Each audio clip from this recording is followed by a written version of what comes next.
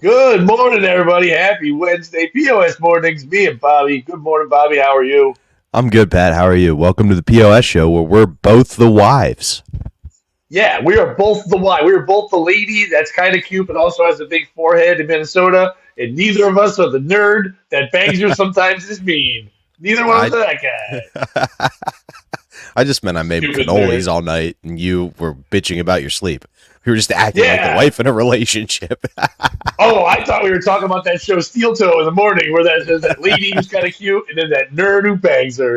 And he's all Just nerdy, and he's like, I used to be on the radio, and I'm a nerd. And she's like, I'm attractive, and I shouldn't be dealing with this right now. isn't steel Good toes? morning, Dominic. How are you, sir? What up, Dominic? Isn't stealing toes what Cosby got busted for?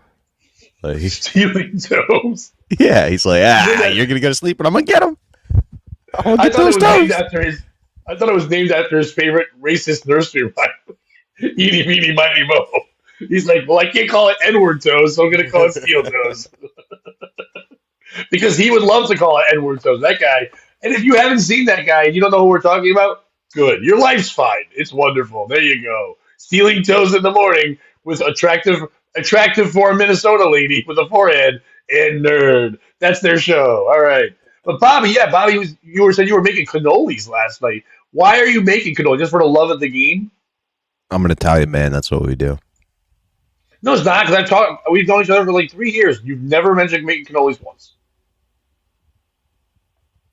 What?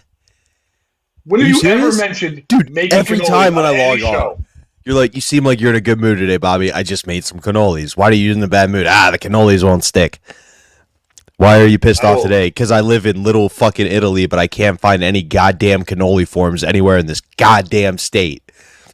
Now I'm sitting here like fucking MacGyver with tinfoil.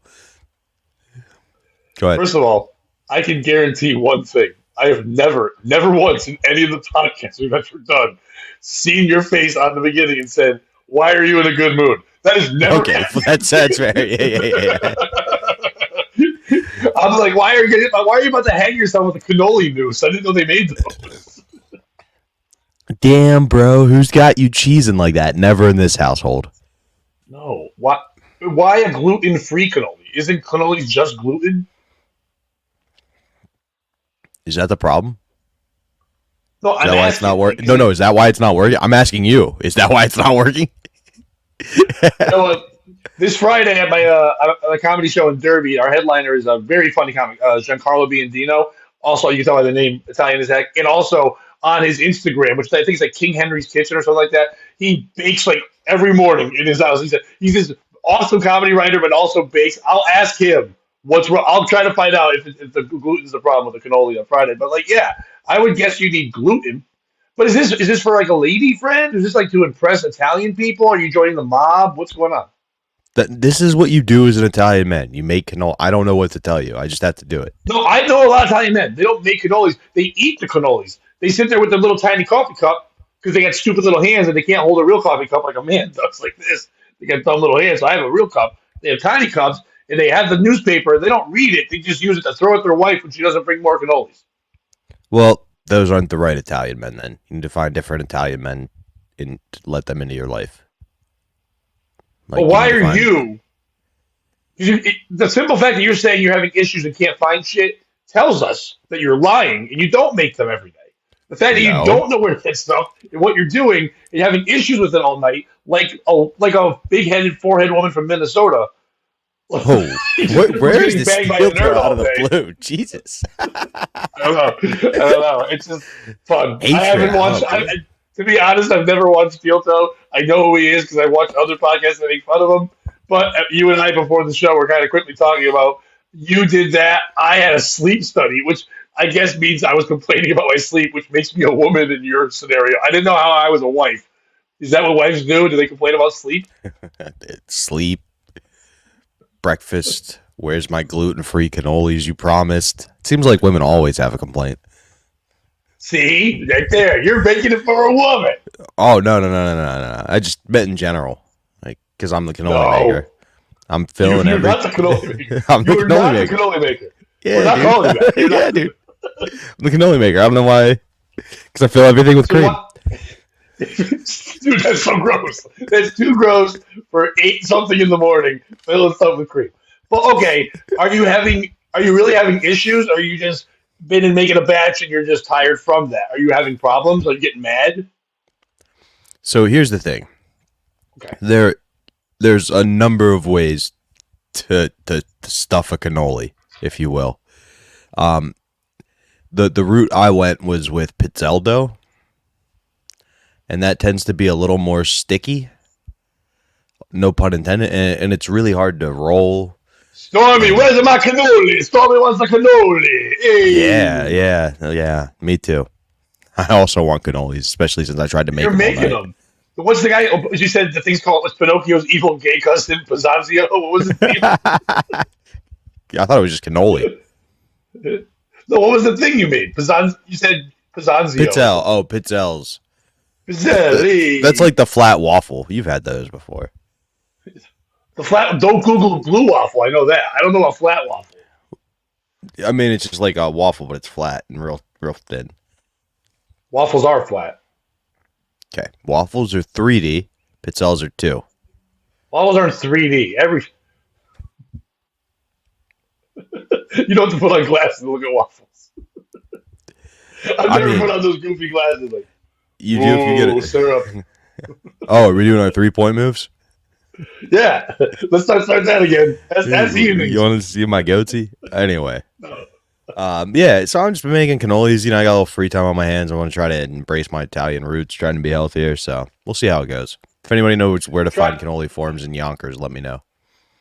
You're trying to be healthier by making cannolis. You keep missing the gluten-free part, Pat. Dude, it's still a fucking cannoli. You're still filling it with the cream. Hey. Oh, holy cannoli. You know who else gets filled with the cream? That big forehead lady from Minnesota, Steel Toe in the Morning. You just keep hammering her, unlike Aaron. She's a ham and egger. That's what they call. You ever hear that saying from like back in the day in baseball? A real ham and egger, which just means a real like hard worker who's not that good. I thought it meant he wasn't Muslim. Oh, it could be. Ham and negger, it sounds like a way worse thing. You just like, add an end. Yeah, that's not good at all. It's just someone that's negative all the time. That's what I meant. Oh, ham and egger. That's it, Steel Toe and ham and egger in the morning. Yeah, all right. Well, we got the title of the episode.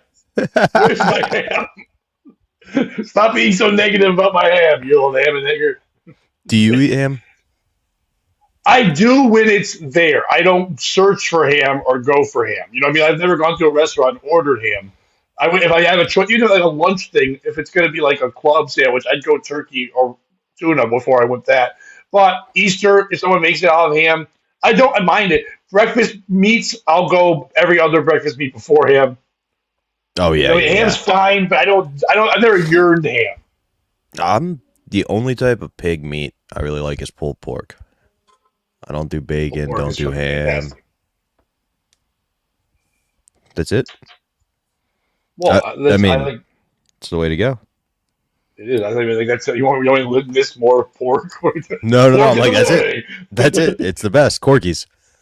It's the big girl with the forehead in Minnesota and pork in the morning. Oh, boy. Pork it in the morning, pork it in the afternoon. You're not porking in the harvest moon. Hopefully there's not. Oh, sorry. Go ahead. I was gonna say one of your close personal friends went to be on their show one time and just ran away before the show started. But anyway, who is that now? Your good friend from Compound Media, Christy Mayer. Your good friend. She was supposed to be on the show and then she left. Your good friend. Pizzelles are like waffle crackers or cookies. Waffle crackers sounds like some like whore, like a lot lizard. You know, those women that suck dick in the truck stop parking lot. Like a waffle cracker sounds like a white woman who takes a tea bag to her face in a truck stop. She's a real waffle cracker. I don't understand your hatred of Italian desserts. Seems like you've been coming for their jugular all morning, trying to eat the bottom. Well, all morning's been 10 minutes. It's literally been 13 for me. And my hatred of this morning has not been for Italian desserts. My hatred this morning has been for a big-headed forehead lady in Minnesota and her boyfriend's stupid nerd husband. Boom, boom, boom, boom. So in the morning, we're dumb. We want your money because we're stupid and we don't know what we're saying. And we're on radio sometimes, but we're also not. And everyone just wants to see your wife naked. And nobody wants to hear you Oh, talk. But also, no one wants to see her naked because she's kind of Jesus. dopey and she's only hot for Minnesota. Since she's as What are hot as we? Dan Gladden, he used to be a left fielder for the Minnesota Twins. He's the hottest lady in Minnesota. And then it's you in the morning. Boy, this is going to lead to a headache. A headache from what? That giant forehead from the lady from Minnesota in the morning. Boom, boom, boom, boom, boom. Isn't that what we Uh, do? Now that, Bobby, now that we've entered the morning radio circuit, we got to have wars, right? Speaking of morning radio war, wars. we kind of got our own little morning radio war going on today, where regular guest of the POS show, Dan Brown, is competing with us right now, doing morning radio. Not competing with us. He's on Chaz and AJ in the morning on radio. We're on the internet. And On the so what did radio- we do? We went and found another DJ. We got a I'll show radio you, guy. Dan. Yeah. That was my point. First of all, for everyone there, we love Dan Brown. Dan's great. I'm happy Dan's on Chaz and AJ this morning, and that's one for people in their cars that can't look at video. Enjoy Dan. He's very funny on there, and it's great. But for everyone else that's younger and wants to like look at a video and have fun and be able to watch something at any time, you can join us with our good friend Matthew James is joining us right now. There he is. He's doing wax. Hell He's got a yeah. Says here giant- you need lard. Says here you need Lard? lard in your cannolis. Yeah. Bobby's got lard in his Wait. ass. You gotta get Wait. Hang on. This is important, Pat. We'll get back to your little show in a second. We're focusing on cannolis now. What's with the lard? I'm just kidding. My little to get show. lard to bind them together. Pat, we'll be with you in a second. We gotta figure out this lard He left his own show. I don't know. Get out of here. I look forward to the text where he's like, I don't know how to get back in. I'm just kidding. I think the lard. I think the I lard. figured would that make out. It's a it, big bit I do. Boom, boom, boom. I think the lard would make it not gluten free though. Oh boy. Believe it That or would not, be- there's gluten in lard. And animal I think fat. I wanna have a think that's cigarette the in issue my I'm own running mouth. How into. you guys doing? Good morning. Good morning. morning. Have you ever made cannolis in the morning, Matthew? You know what I mean? No, I've never made cannolis in my life. I'm kind of Italian, but there's absolutely no way I'll go buy my cannolis like any normal person. If I need gluten-free cannolis, I will Google gluten-free cannolis and get them for my love interest or whatever Bobby's doing.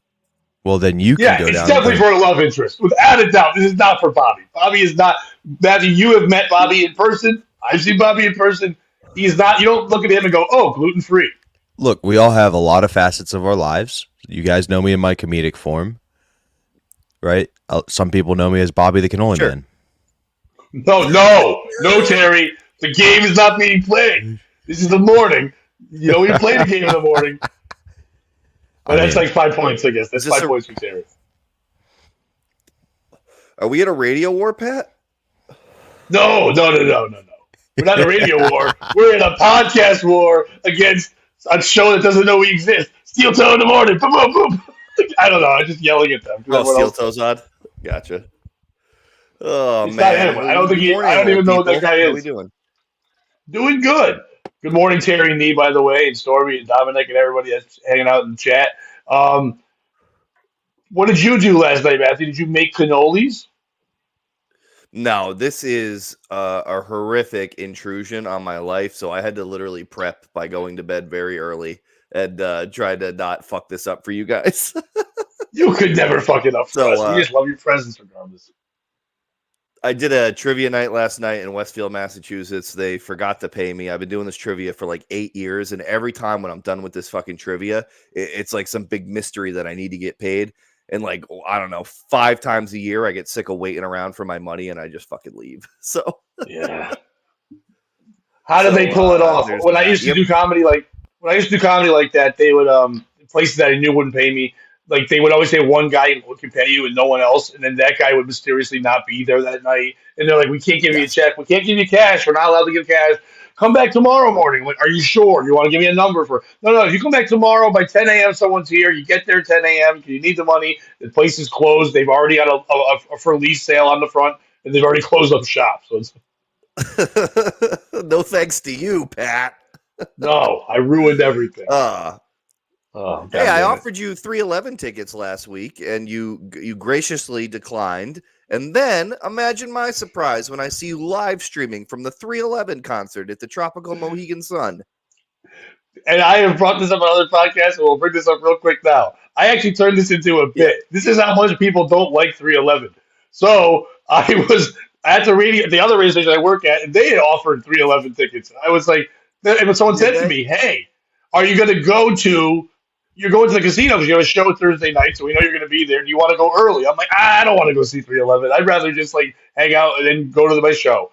And then you messaged me and go, dude, I see you're going to the casino. Do you want 311 tickets? I'm like, nah, I don't want to go. My buddy Dion, who's driving me to the show, we're in the car driving, and I go, oh, Matthew James just hit me up and said he could offer 311 tickets. He goes, fuck. I go, what? He goes, God damn it, I have 311 tickets. Because he gambles all the time, and the casino was forcing him to have it. So it was like the universe was forcing us to go to 311. Like, fuck it, we'll go for an hour. And it was just a bunch of people Fine, kind of we'll go to sitting. It was 311. packed, but no one paid for a ticket at all. I know that because I got offered 3 sets of tickets. Give it out Yeah, free it tickets. was a Thursday night show. I've seen 311 a couple times. I went to see them ironically the first time and had a great time. I didn't realize how many 311 songs that I remember from my childhood. And now I've gone to see 311 a couple times. I saw them the first time at Radio 104. They did the Radio 104 Fest. This is before I worked at Radio 104.1.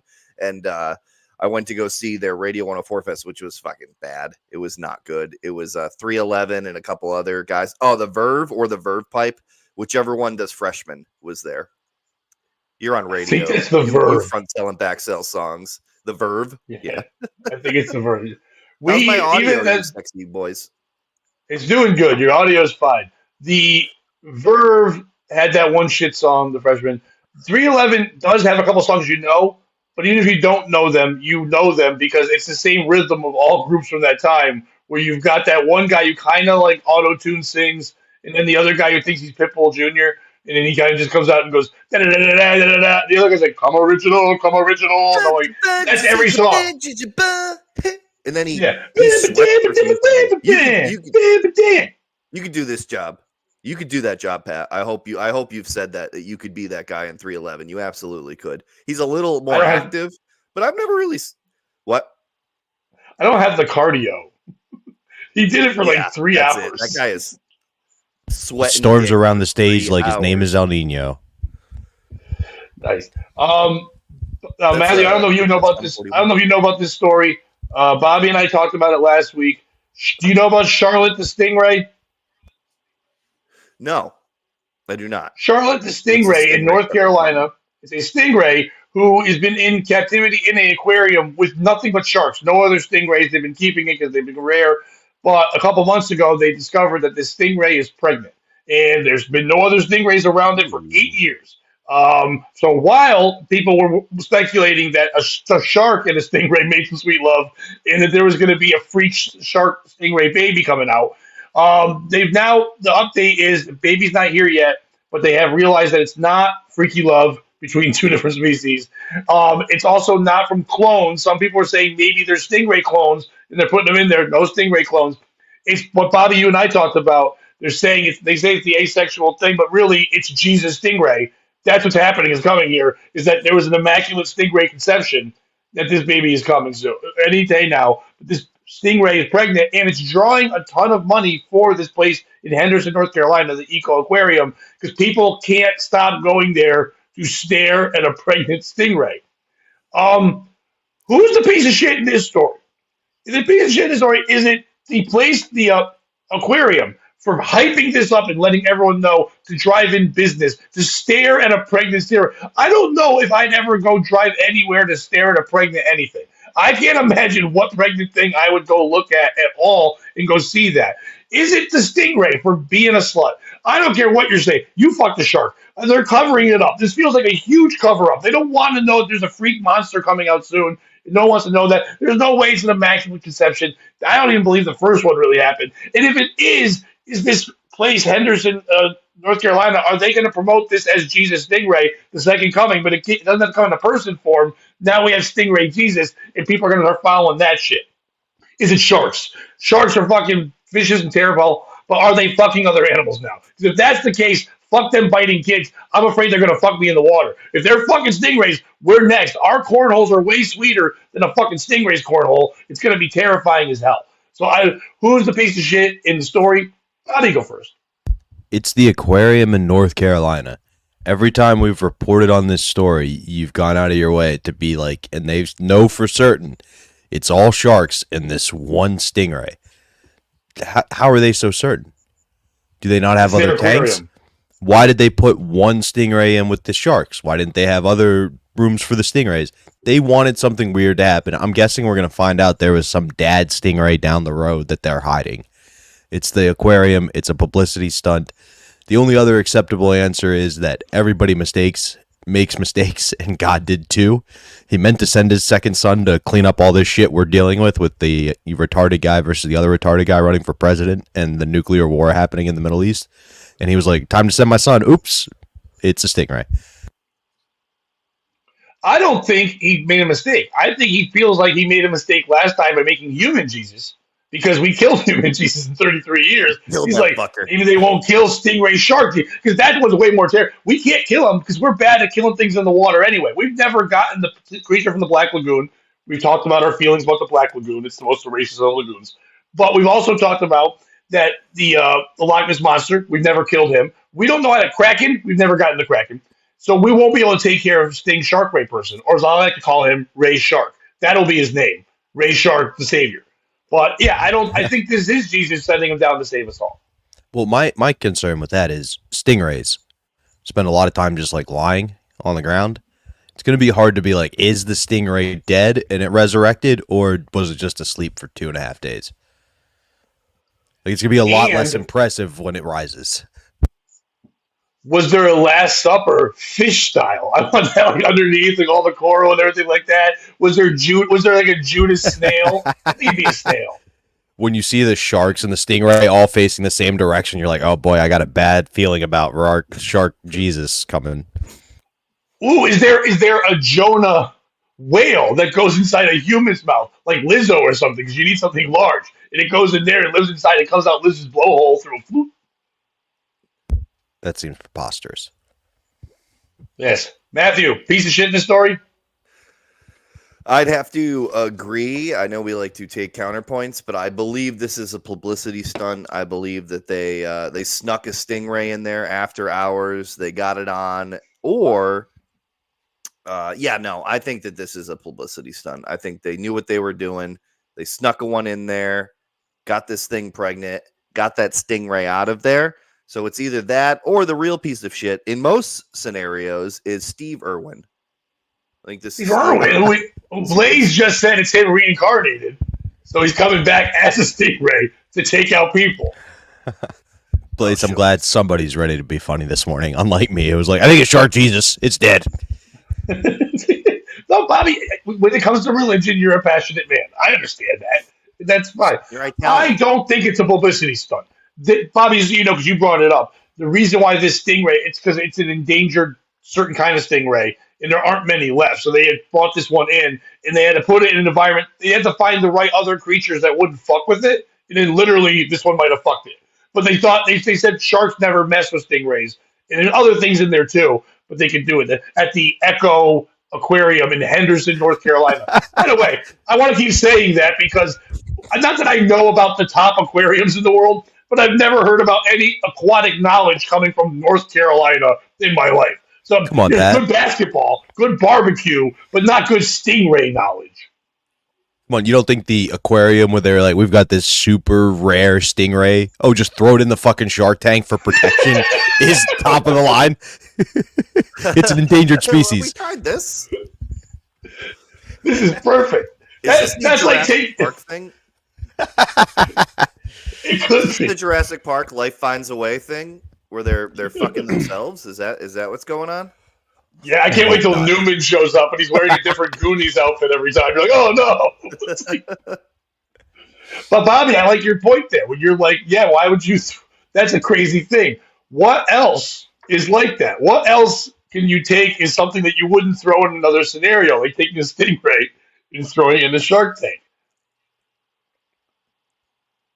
Can you get an example? Like, I would think, like, maybe you wouldn't take a 12-year-old innocent white girl and throw her in Harlem. I don't. There's. I'm just saying. I'm not saying it's terrible. I'm just saying you might go. Someone's dad might go later on. Oh yeah, immaculate conception. It definitely can't be one of the sharks. I'm not allowing that in my house. You zig where I zag. I was going to say roof. I was going to say the 44th president. 44th president. Taking something and throwing it where it doesn't belong. Obama? Yeah. Okay. It was just the Big inverse Mike. of what you did. Big Mike. But it was the opposite of what you did. Basically, you took him and threw him there where they all attacked him. It's kind of like taking a young, innocent, with kind of a big forehead blonde girl and throwing her into Minnesota and letting her get ravaged by a steel toe. Boom, boom, boom, boom, boom, boom. I'm done. I think every morning now, Bobby, I'm going to, for no reason, find another show that's on in the morning on YouTube and just attack it for no reason throughout the show. Just to go podcast wars and just get 2 more views. I like that. So 2 more views. now, yeah, 2 more if we need them. Matthew, if there was anything else besides a stingray, first of all, would you go? If you were in North Carolina, not travel from your home, if you happen to be in North Carolina, and you had a free day, and you heard there was the Virgin Mary of stingrays in a tank, would you go? Okay. I would consider it, but here's the thing about North Carolina. They are home to the monster truck Gravedigger. Yes, very close Gravedigger. to this very close to this aquarium.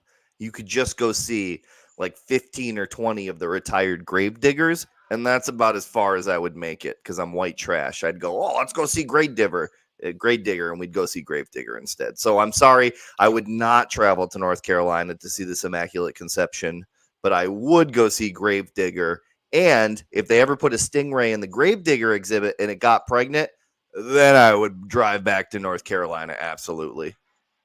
See, but here's the thing. Because you're white trash, this would be the greatest day of all time. Because, looking at a fucking Jesus fish stingray, pregnant is white trash. Loving Jesus is kind of white trash. And great, like that's the weekend that Ma and Pa are happy. You know what I mean? Pa's going to see the Gravedigger, and Ma's going to see the pregnant fish, and we're all having a good time. Like, I think that's the greatest. North Carolina should be like home of the bumpkin. They should just change their name. Come see all the things we got. We got Gravedigger. We've got Dean Smith's shoes, whatever like that. Whenever you want to sniff those. We have the place where Michael Jordan was told he was no good. Like, we have all these great things, and now we have a pregnant fish. We have that spot Michael Jordan's dad. Of flight. And the place Michael Jordan's dad died to cover up his gambling debts. I don't think that was in Carolina. I think that was in Chicago, right? They moved the sidewalk. That sounds more They like it, took, yeah. They took the block of Chirac and moved it to North Carolina. They're like, we need one more thing to get people here. Bobby, would you go visit it? Where MJ's dad died? No, not MJ's dad died. No, I would not. Why? Baltimore. Baltimore is a better aquarium. You literally have to drive past a better aquarium to get to this one.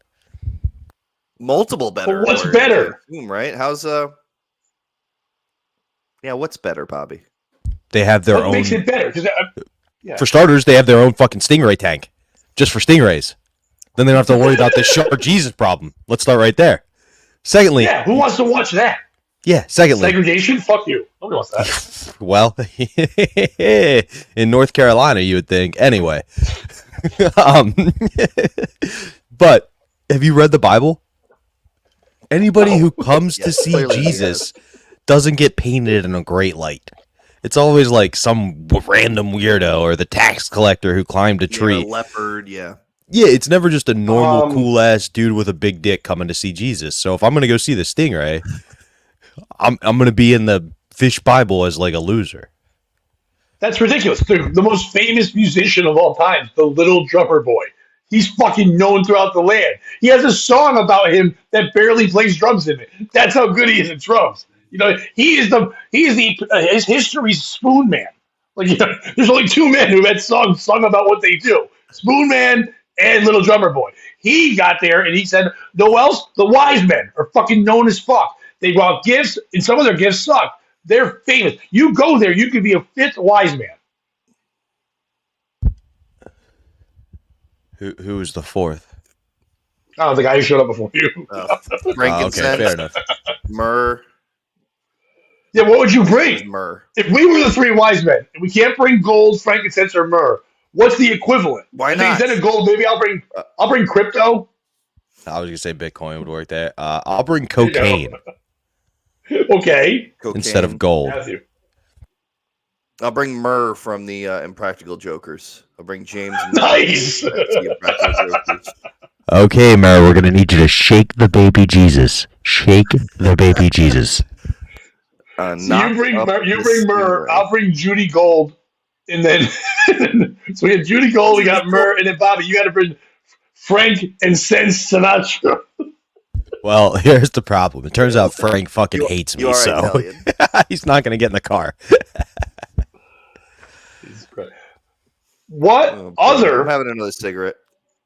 Go for it. What other animal? Okay, so it's Frank and Stingray. What other zoo or aquarium or place, it can be anywhere, do you think could benefit from having a mysterious pregnancy to draw numbers? What do you think, Bobby? What do you think could happen if the aquarium is making? They said they're benefiting. They're making a lot more money than they ever have. They're selling out. People are going all the time. Just literally go there and stare at a. You're not watching somebody have sex with it. You're literally, not that I'm saying you get in line for that, but you're just going there and staring at a pregnant person. You can just do that at Walmart. You can stare at a pregnant person working every day. I mean, you can do that from your computer. Just Google hot pregnant woman. No, but live. We're talking live. Oh, okay. I thought we were talking. And paying a ticket. I don't know how much it is. I'm guessing an aquarium is like a donation thing, like a museum. So let's just say it's $10. So wherever we're doing, we're still charging $10. Where would you go to see? What would you go see? Who's pregnant and why?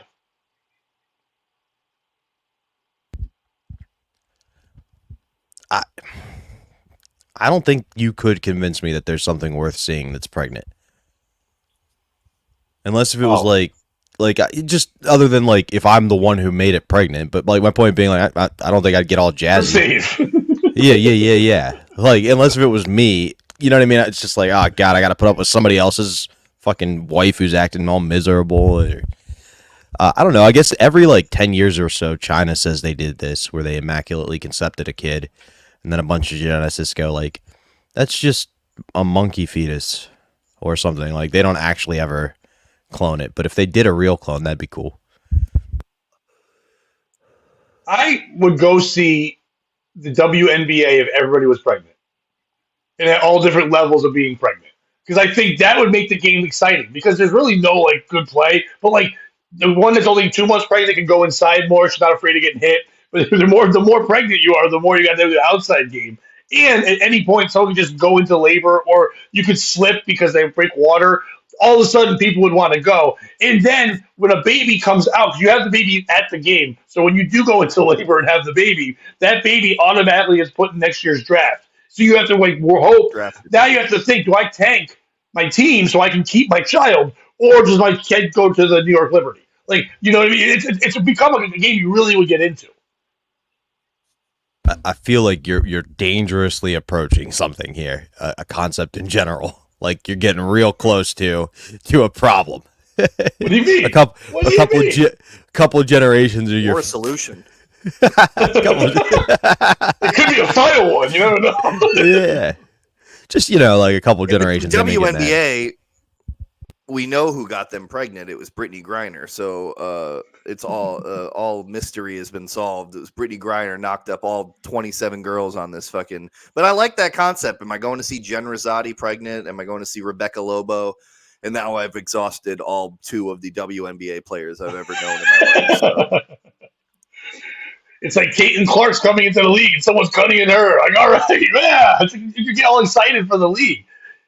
And also, I think the person that gets them pregnant is just Adam Silver. Like, so it's always just somewhat Jewish. There's the frankincense right there, Adam Silver. Yes, Frankenstein. That's a weird looking man. Okay, that is a strange looking man. So my question, though it was not proposed to me, is I'm going to go see again Gravedigger and hope one of those fucking trucks is pregnant and a little tiny Gravedigger comes out the back of it. Who would get a truck pregnant? I'm sure people have tried. But who would get a the truck? entire fucking state of North Carolina. That's who. The same usual suspects about this stingray are knocking up this. That's why the stance trucks Yeah. exist in North Carolina, because they're all fucking inbred. Just dudes fucking their truck. That's why they get the back tires low and the front tires high. Big humps in the back and stuff. Yeah, misshapen bodies.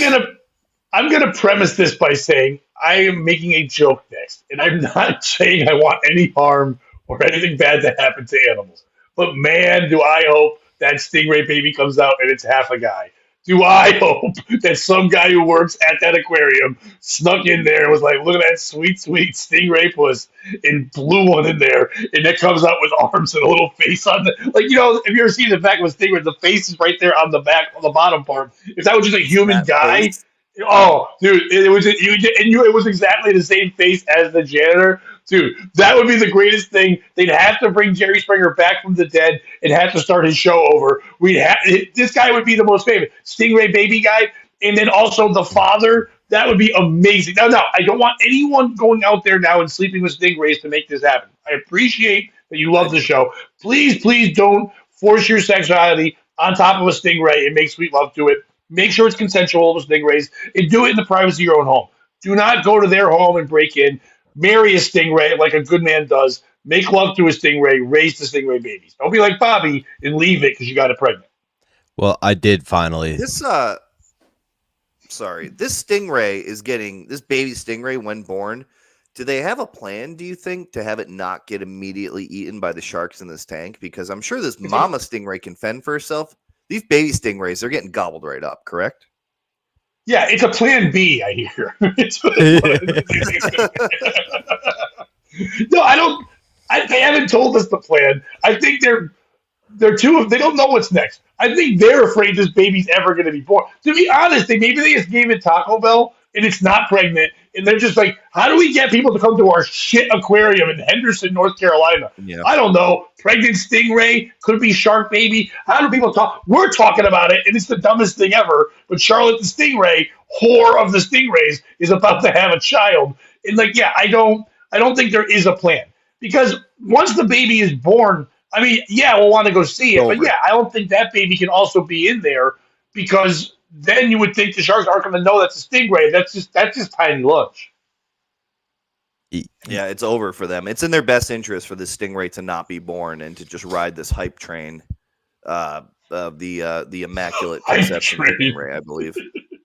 Speaking of hype trains, I have my answer, Pat. It took me a second to get there of who I would go see pregnant. Okay. So you know how Texas has some new laws they put into place? And the Guinness Book of World Records, when somebody's going for the world record, how they have like a giant room set up for it, right? And everybody's watching in the stands. So we're at the Dallas, we're at the Cowboy Stadium, and it's just a bunch of pregnant women lined up, and you've got and now competing is Dr. James Jones, and he's there with a fucking rusty coat hanger. He's just going down the line. He's got 3 minutes to get 9 more abortions. Can he do it? Oh my God, the humanity he's gonna do it. Do you believe in miracles? Hopefully not the miracle of life. I'm so happy you took time to think about that one. I'm so happy. I'm so happy you said, no, Pat, don't worry. I've got it now. You should have aborted on that idea before anything else. Well, you know in Texas how they're like into the rodeo, and they have the bull and they give all the stats, and they can be like, this is Jessica. She was a rape victim of incest. Normally it'd be illegal for her to have an abortion, but we're doing God's work here today, setting Guinness Book of World Records. Before the show, Bobby and I were like, if we're going to say anything crazy, let's do it in the 9 o'clock hour. It's 20 minutes early. I don't know if 9 o'clock really matters, but like, I think it's too early for that. It's too early for the Guinness Book of World Records. One doctor setting an abortion. So it's never too early to chase your dreams, Pat. Well, it's also too early to have him do it with old school tools. Like, if he was doing it with like a pill or something, or Clorox, that's fine. But when you brought out a rusty coat hanger, it just changed the whole morning. It's the dead baby pill era. Those stats don't count. It's not an era. Is it like baseball, the steroid era? That's what I was getting at. Yeah, those numbers don't count. Error. They're all juiced. They're all juiced. Bobby, make your bed. I'm not going anywhere. I'm not doing any more comedy until Bobby makes his bed. Bobby, make your bed like a good Italian. I'm going back to bed as soon as this is over. You gotta go fill a cannoli with cream and then maybe kill the cannoli afterwards. Only if I'm trying to set the Guinness Book of World Records for most cannoli kills in a day, left-handed. Take the aborted shark fetus. Leave the cannoli.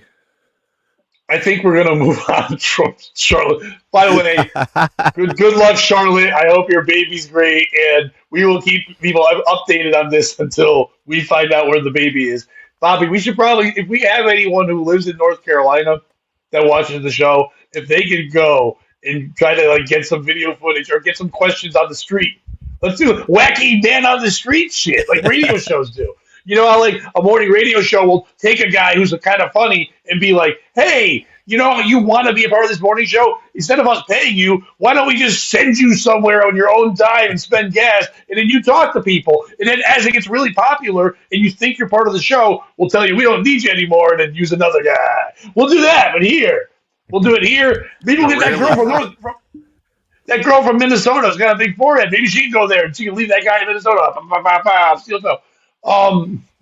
So yeah, anyone can go out there and get some a man on the street talk.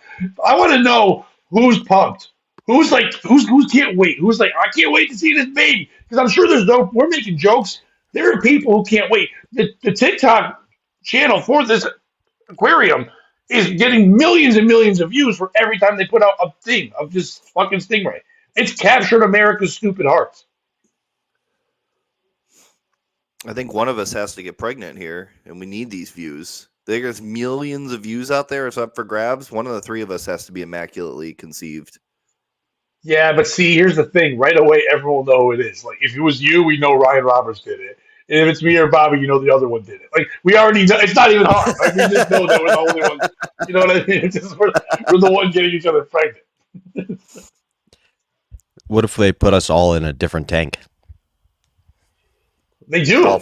I've seen the.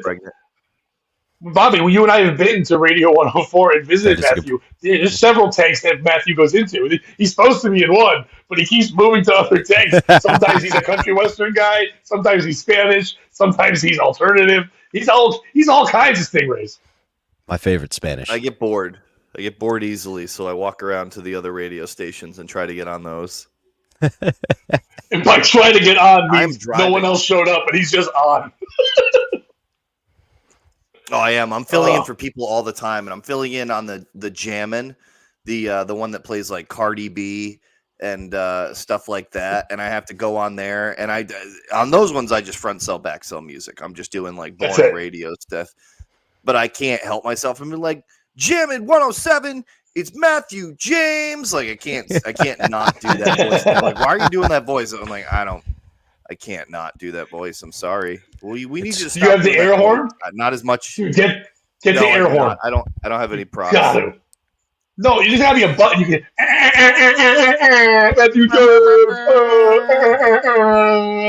No, your thing should be you have a real air horn you bring into the studio with you, and you bang, bang, bang, bang, bang, right into the mic and just really annoy people. You should bring Gravedigger. Oh. Always bring Gravedigger if given the option. Did you get tickets to Monster Jam that's coming, Pat? Where's it going? To the radio station, the XL Center in Hartford. Ooh. I don't know how they get in there. Those doors are small. How do they get in? Tiny doors. I don't know. It's an old... hopefully a bunch of rednecks show up to figure it out. They just set up a ramp on the outside and the down ramp on the inside. That's how they get them all in. That's the best part of the show. They jump the wall of the stadium. Watching them come in. The best part of the show is they can't sell the seats above the middle ring because all the exhaust is up there. So we usually have really good seats from the radio station in the suite up top, and we can't use them because you'll die. You'll literally die. All the exhaust comes up there from the Monster Jams. I got a DoorDash coffee. I pre-ordered my DoorDash last night. I'm telling you, I had to change my whole way of life to do this show at 8 a.m. This is not So I pre-ordered my DoorDash coffee last night, and it wasn't the Dunks that I was used to.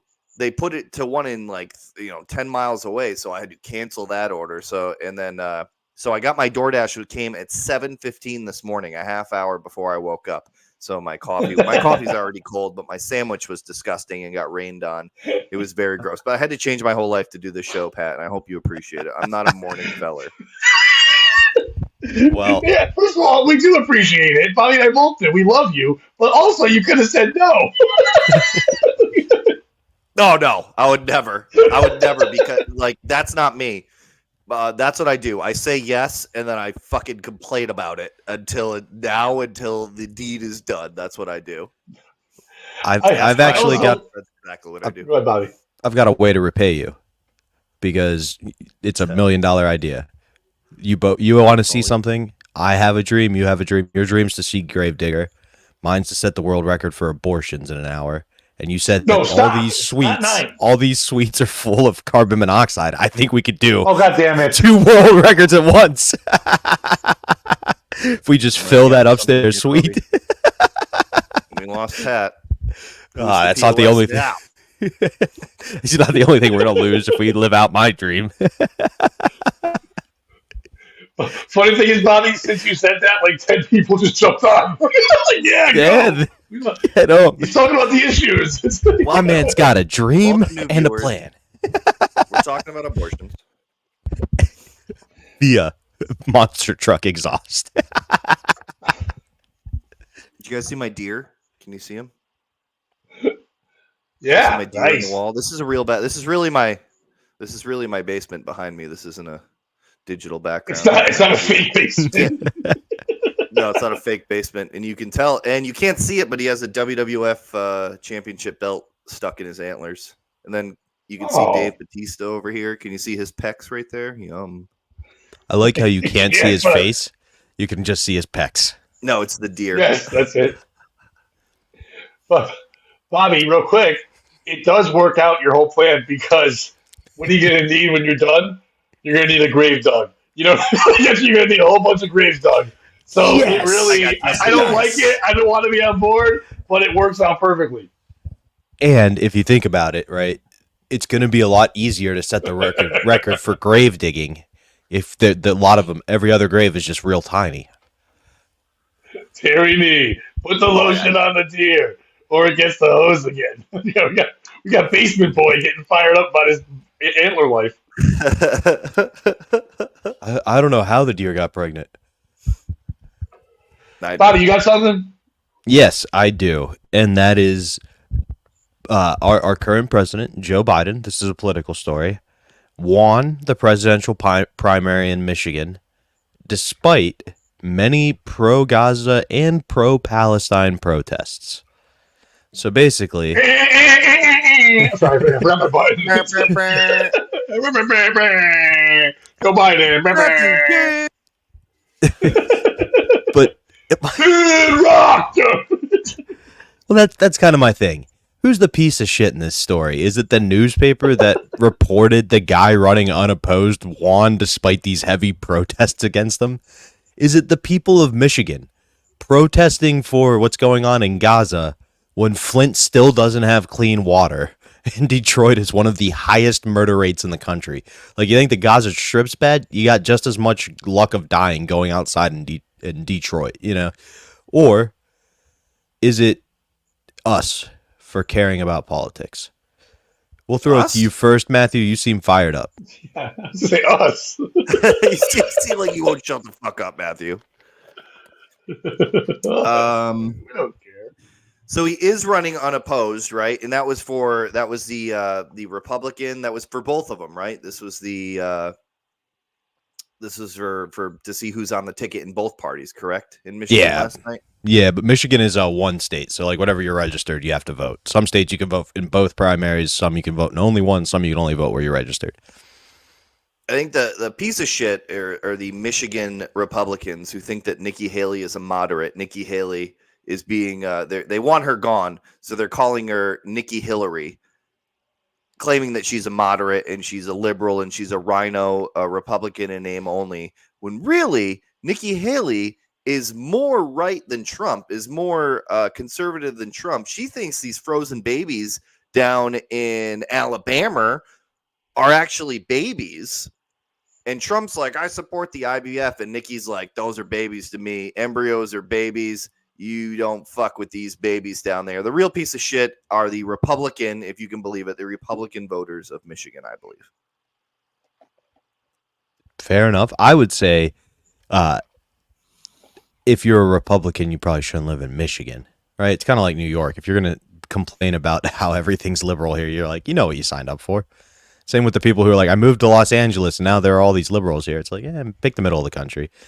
But once the auto industry left Michigan, I'm surprised there's actually Michigan Republicans. I thought it was all left-wing Democrats and Michael, what's his name? Michael Flint, Savage. Michigan guy. I don't. Michael. You're further into this than I am, Matthew. I apologize. I know, I'm fucked up. Who's Roger and me bowling for Columbine? Michael Moore. Sorry. Oh yeah, that guy. Nope. Michael That Moore. joke got away from me. I'm sorry, everybody. Documentarian who loves it when people die. Loves it. I'm here covering Change my the answer, Michael abortion Moore. Guinness World Record.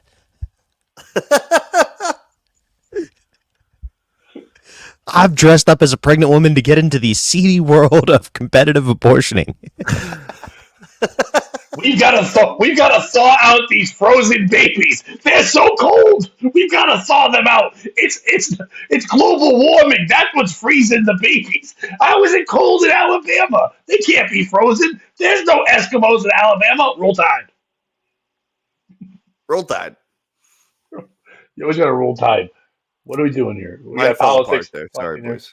20 miles outside of any city is Republican. All right. Good Thank point, you. Terry. Hey-o. Because he's old and dumb.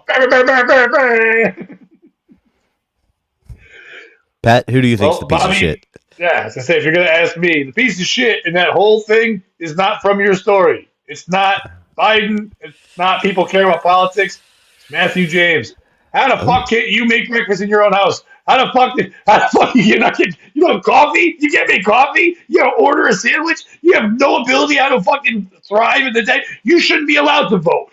Even if you don't normally drink coffee, you should have the capability to just do something in the morning. You shouldn't have to the night before get DoorDash, some unwielding Mexican driving to your home and bringing you a bacon, egg, and cheese from 10 miles away. This country's gotten so lazy, we're freezing our babies. We're freezing our embryos, goddammit. You got to deliver a DoorDash embryo to your house with the egg and cheese, an embryo and cheese, with a coffee to your house. And it's waiting outside in the fucking rain for you. Why would you order DoorDash? You can't just make coffee?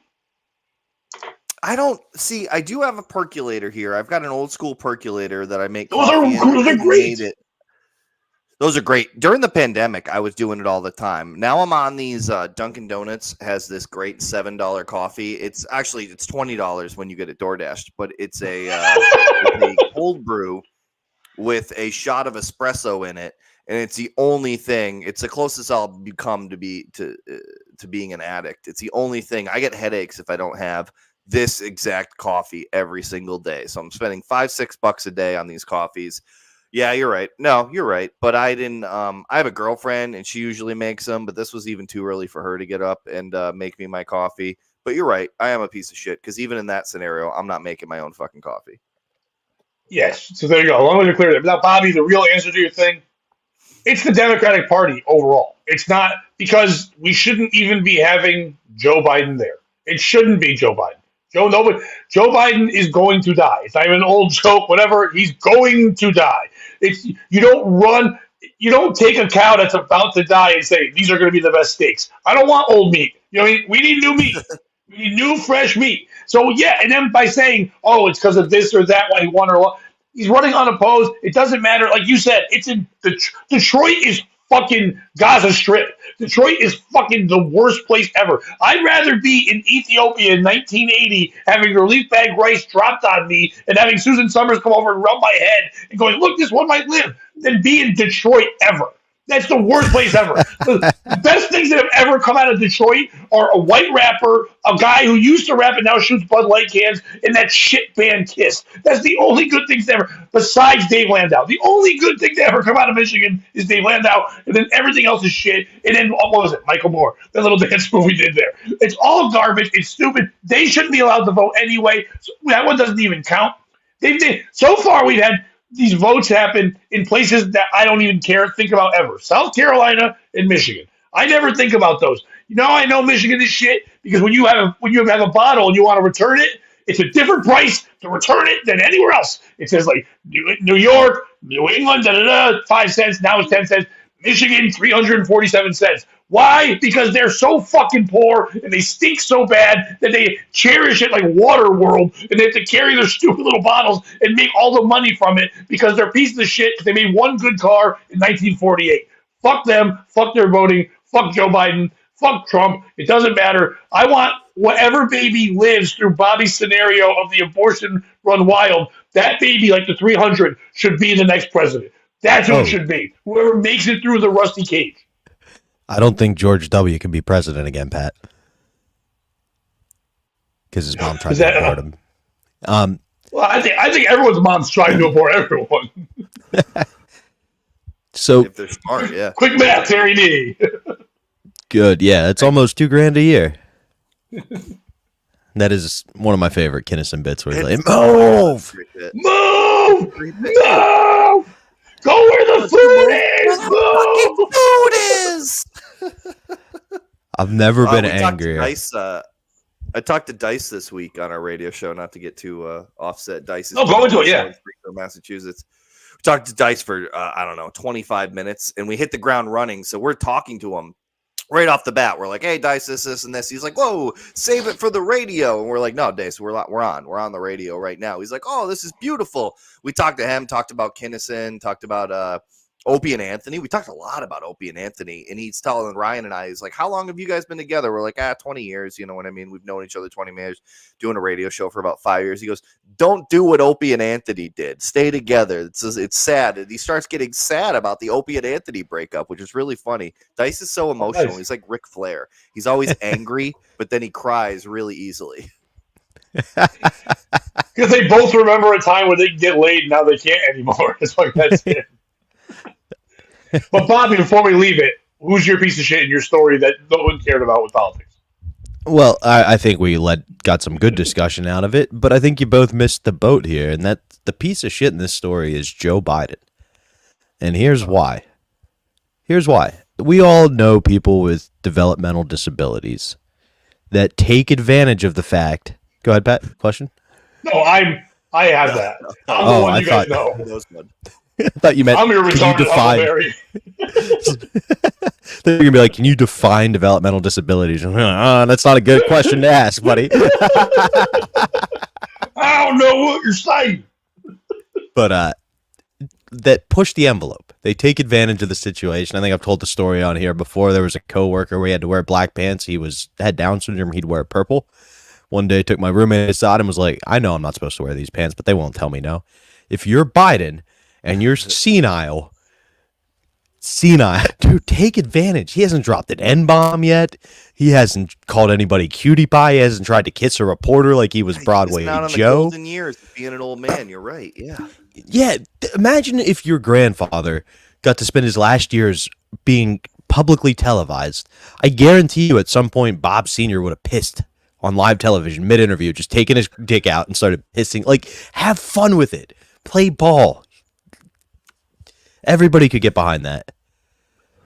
First of all, Bobby, he's not going to drop the N-bomb no matter what because of his love for the African Americans. Do you remember the story of Corn Pop? Are we all going to forget the story of Corn Pop, the greatest black man of all time, that would come talk to when Joe Biden was a young man and he would be a lifeguard for the blacks. He would go there and the black children would walk up to Joe Biden and rub his white hairs on his arm because they were like, ooh, we've never seen a hair arm before. We want to rub this one. And then Corn Pop, the smooth, cool guy, came over and said, yo, you're cool, Joe Biden. He's like, thanks, Corn Pop. He loves the blacks. He even made up a fictional character like Edward Jim, but he called him Corn Pop.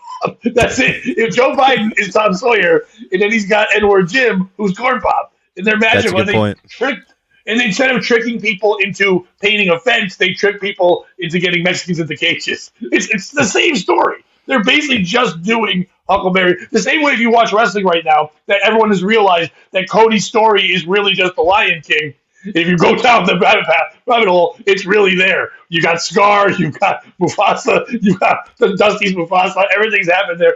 No, it's the same thing here.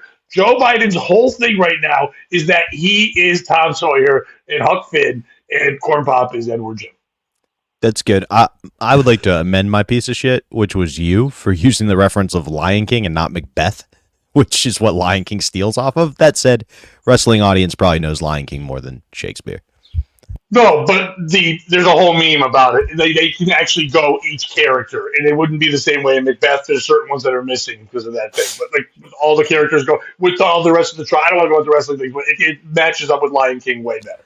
But at one point, didn't he go, should I be the champ or should I not be the champ? That is the question. No, He never did that. Or not be the champ. Methinks the Rock doth protest too much. loved the blacks, but now no longer. Right.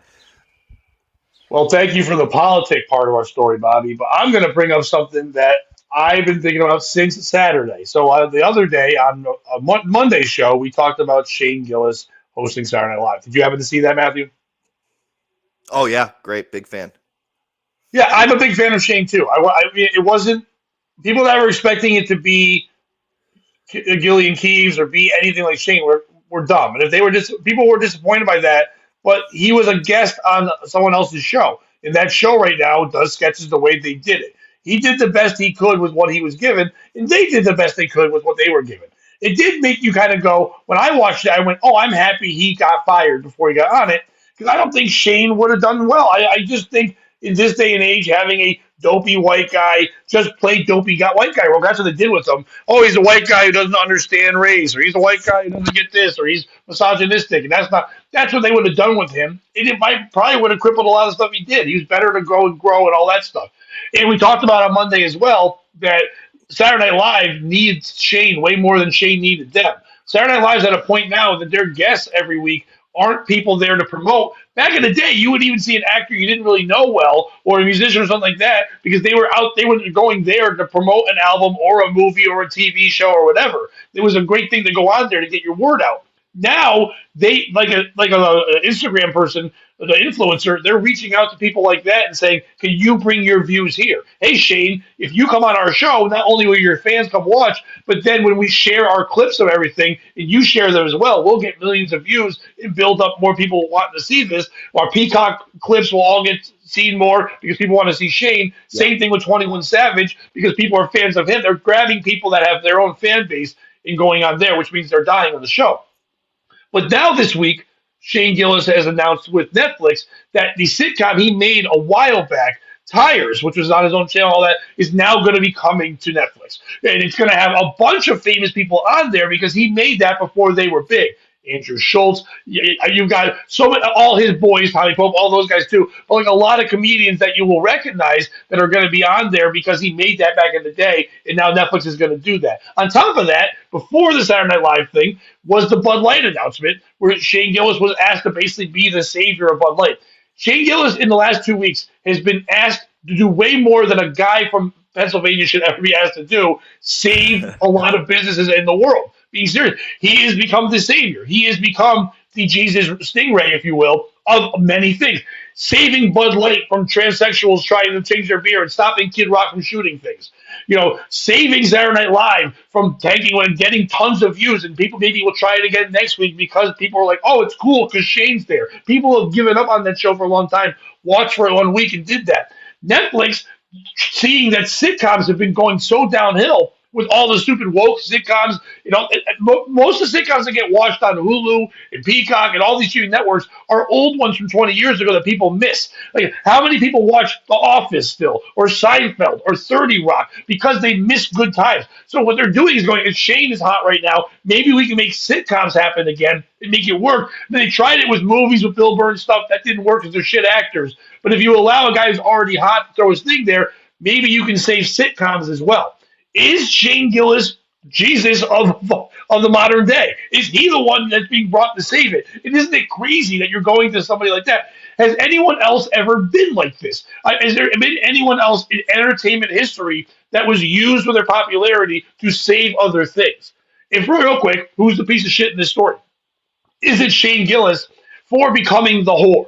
Now, I'm not saying it's a bad thing. Hey, when the iron's hot, you strike. You know what I mean? But Shane Gillis, for the longest time, was always like, I don't do this crazy thing. I don't do that thing. I'm not a social media boy. I'm a stand-up comic. It's what I do. Yeah, I have my podcast with my buddy. If you watch that, Shane and Matt, their podcast, no frills whatsoever. They didn't make jokes that they don't have like a producer. They got Lemaire going on his phone and Googling shit fast. Like, they are bare bones. They're just funny guys. And even when he goes on other shows, he doesn't try to promote or push anything. Yes, the Bud Light thing happened because it was natural because he just drinks Bud Lights anyway. But all of a sudden now he's all over the place and he's becoming this larger. Is he kind of selling out and spreading himself thin? Because when this normally happens with somebody and they get too popular, i.e., Amy Schumer, people of that nature, as much as everyone hates her now, there was a time where people thought she was cool. Then she was everywhere and they're like, fuck this bitch. It happens all the fucking time. Is it Shane Gillis for putting himself out there and being that way?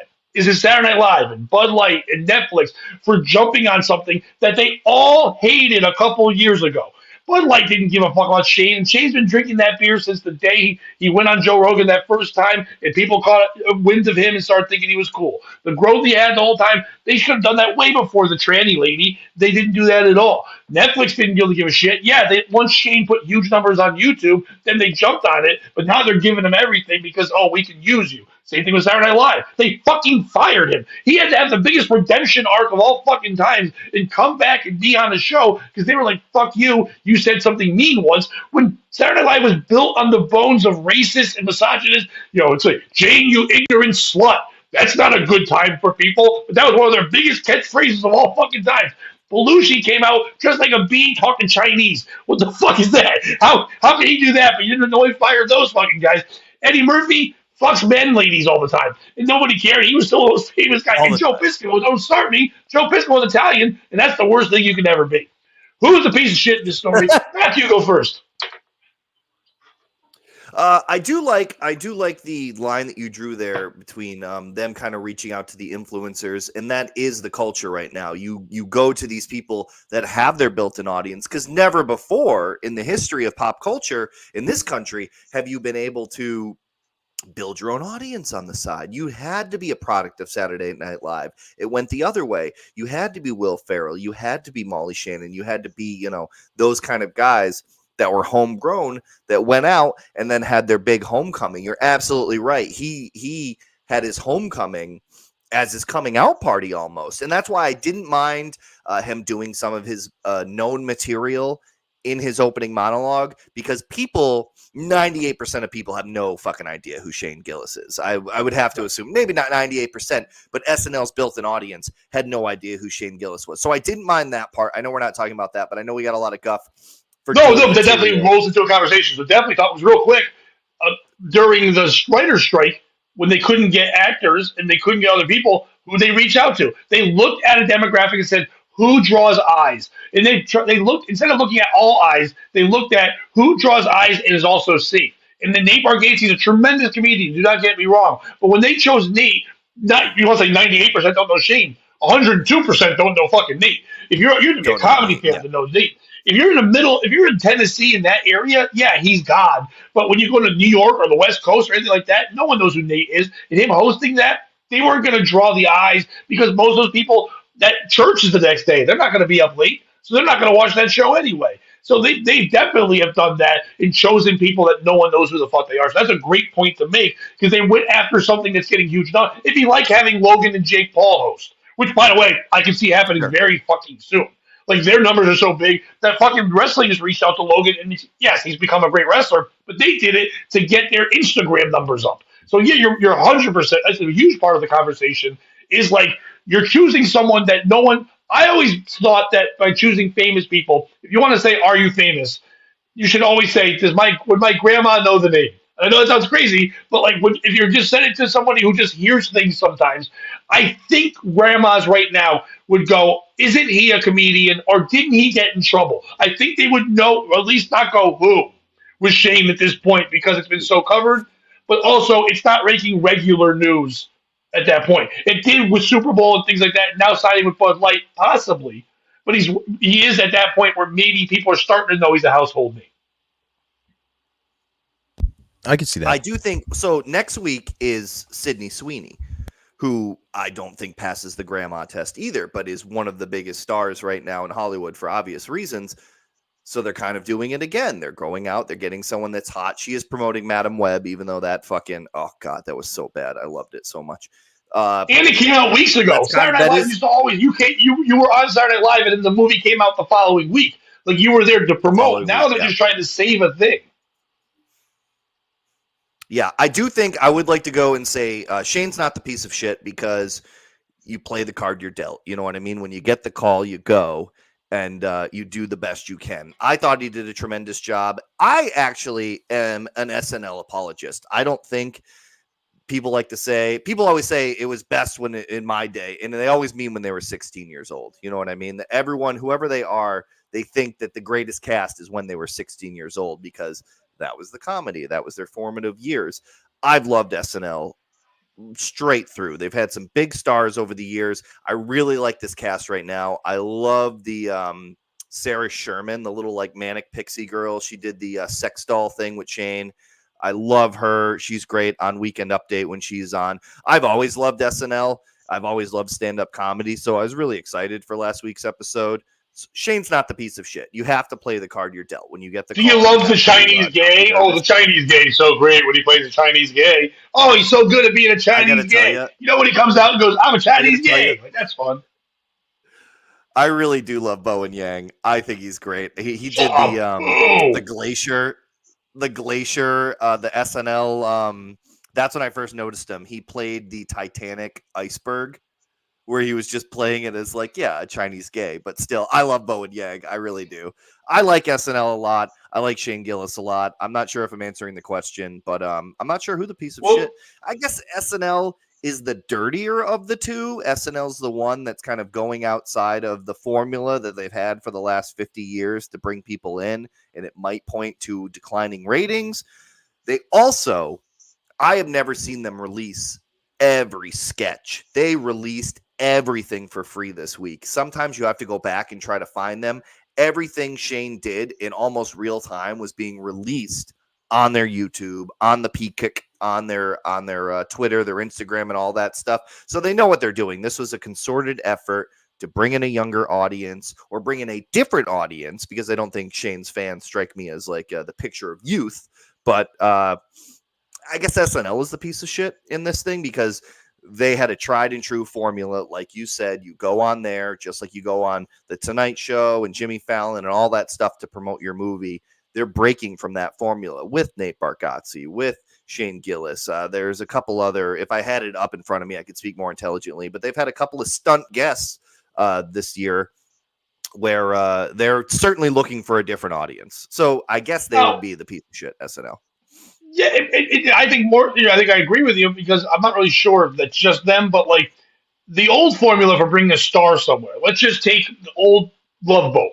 Love Boat always just had a rotating cast of stars that were mostly there to promote the other things on ABC. Like sometimes they were other people, but mostly if they're on A's Enough or something like that, they were going to show up on the Love Boat. You would hopefully see that person go, hey, you like A's Enough, so you're like, oh, I want to see Willie Ames do some more wacky shit, maybe on a boat. Or vice versa, you would watch Love Boat and go, oh, this kid's fun. I'll watch A's Enough now. And you would use each other in that way to do this. But the hope was that when we got you to watch because of that one guy, you'll come back next week. That the product itself was good enough to keep you. I think Saturday Night Live's at the point now where the product isn't good enough to keep you. I think they just took a swing of a Hail Mary and said, let's get a bunch of fucking views this week. Let's just monster numbers so people talk about it. But I can't imagine anybody who went there for the sole reason of Shane. Literally, the number you saying 98% of people not knowing Shane, 98% of people watching that are not coming back next week unless it's going to be fucking, Matt from Shane and Matt. Like, it would have to be someone else. It would have to be Tommy Pope next week for them to fucking come back. Or they would. Are you garbage guys hosting? What else would it fucking be for that group of people to come back? None of them. See, it was really a horror move. It wasn't really a smart, because none of them, because if you watch the first sketch, The first sketch didn't have Shane, and we talked about this on Monday. But they definitely should have had Shane in it because it was built for Shane. There would be no better way for that. Oh, the cold So if you open, didn't see yeah. this, the cold open where they came out and it was four guys talking about Trump and saying how Trump is a bully and And the me, Asian whatever. guy. I was waiting for him. Yeah, I was waiting for Yes. Gillis to come out and just go, "You're black, you're gay, you're dumb." Live from New York on Saturday night. Boom! I would have said, "Oh shit, this is going to be an episode." But because they have another Trump guy, they weren't going to let Shane do too much Trump. And even when Shane did his Trump, He they was let the in other the Trump sketch, guy do though. his Trump. The What? other Trump guy was in that cold open, so that pointed to another reason I thought Shane was going to come out. But then I thought about the way SNL works. That is a cold open. That is live. Shane had to do the monologue in just a minute, so he wasn't going to get all trumped up, because they weren't going to pre-tape their cold open. They've never done that before. They do the cold open live in front of the audience. Right. The other Trump guy, though, Well, real quick, in Matt, that all he has to do, Trump is just wearing a suit and he just takes the wig off. It's not a hard move. And by the way, I'm not trying to judge Shane what he wore, but Shane was ready to paint my house. Shane could have worn a shirt and tie. He could have taken the wig off while they're saying, while they're playing the credit beginnings. He could have taken the tie, had a white shirt and pants on, and walked out. It's not a hard thing. My favorite person who addressed that was Nick Mullen, who photoshopped it so it looked like he was wearing an Adam Friedland shirt, the Adam Friedland Show shirt. He was like, "Thanks for the support, Shane." Yeah, because it was so plain and stupid. Yeah, All right, but Bobby, I think he was a piece of shit. no, I think you brought up a really good point in that SNL had the eyes, and then what they delivered minus Shane wasn't going to keep anybody around. Like, you really had an opportunity with a fresh audience to be like, this is what we do. And if you look at the first sketch, it was pretty much attacking Trump.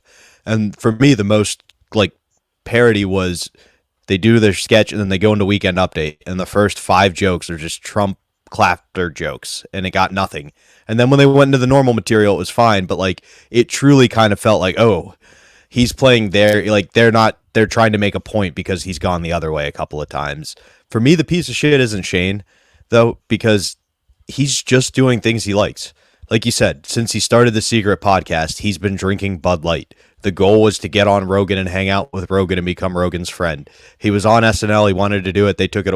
I think Shane's just enjoying life. My favorite part, though, is Tires. If you go back and listen to the Secret Pod, he and Matt are like, we're going to get cut out of this. We were terrible. We're not even in this show, but it's his buddies, so he pushed it for them. So I think Shane's being a good dude, and that's the only way you come out of this wave without the full Dane Cook crash, where everybody goes from loving you, or the Amy Schumer, is by continuing to be a good person. If you think about the Dave Attell's, the Norm Macdonald's, the guys who just stayed true to their comedic vision. So sure, these companies are being whores, but I think Shane's not, in the sense that he's just like, I like Bud Light. Bud Light wants to work with me. Great. I like making sketches. There's this biggest sketch show on television. Let me go show him how I do. You know what I mean? I think he's just enjoying life, whereas a lot of people do it for the clout or the attention. Like, I'm going to do SNL because I think he's just doing what he wants. So I don't think it's Shane. I don't think it's SNL. I know every comedian has this, and don't get me wrong. I really enjoy. I think Shane's one of the best live comics there is right now, and he's a star, and he's hilarious. It's the first time I ever saw him. The guy is fucking funny. He delivers a joke like nobody else. It's so simple, but it's so great. He's a great. One of my favorite styles of comedy is pretending to be dumb while delivering smart material. Him, Kurt Metzger, they all do. Louis at one point at his best always did that. I don't understand this word. That kind of shit where you have to be smart to write the dumb guy joke. They're tremendous at that. Ben Ortiz. But let's all. Okay, for the 4 people watching, that's way less than the grandma test. No one knows that. Don't let Ben Ortiz near your grandma. That's all I'm saying. Yeah, no. Jesus Christ. My issue with the Shane Gillis thing is that the Shane Gillis, and I'm not saying this with you, Bobby. It's different because you're from hometown, whatever, and you've known of him and stuff for a long time. But the cult following that Shane has always follows that line of he's just a good guy. I mean, yes, he is just a good guy in a lot of senses. Taking care of your friend. If you're Shane's friend, he's a great guy. But I know many comedians who were told before Shane got clout that, oh, don't worry, the club will be like, this guy comes in, you can have that weekend. And then a week before, they're like, oh, that guy just told us he's bringing 6 people, and you lose a gig. So if you're not Shane's friend, you're not in that wake. You're not. And I'm not saying he'll take care of the world, but let's also realize that Shane has built something around him to keep himself safe. So he's doing those things. Do I think he went to Netflix and said, hey, listen, my friends are on this show? No, I think Netflix said, holy shit, You've got so many views. We're doing so well. We got new subscribers to watch your special. What the fuck else do you have? He's like, fuck, I don't know. Do you want Gilly and Keys? They're like, well, aren't you signed with Hulu right now with that? Yeah, okay. Once that's done, maybe we can do. I don't. I made a sitcom 6 fucking years ago that had a pilot nobody wanted. You want that? That's what's happening. They just need to get more Shane out because until the Shane store closes. I don't believe. Yes, it's nice to say, "Oh, I'm trying to get my friends," and they can make the jokes they want. This is the thing you're chasing after to make money. They're asking for a thing. Bud Light came to him. You don't think he fucking is getting a Bud Light jet or whatever the fuck else he's getting. There's a lot of things he's going to be getting from that shit. It wasn't just like, I love, but I'm doing what I love. He's doing what he loves in comedy, but he's also reaping the rewards and going to be wanting more and more. Let's not paint it like he's just a saint and he's retarded and he doesn't understand what money is. Going back to Saturday Night Live was him going, fuck you, I can do this. But at the end of the day, sketch comedy kind of stinks right now. I'm sorry, because the world, there's back in the day when there wasn't much sketch to watch, it was great. But now that anybody can make one, like Gilly, I'm not just saying like they're bad, but like you can just literally make it if you have decent cameras. How many people do we know to do Trump impressions? Like what's that guy, Tyler Fisher, who just does an impression and kind of makes half a sketch, and Dave Landau makes sketches. Everyone's making sketches and putting it to their world and things, so everyone thinks that's what sketch comedy is.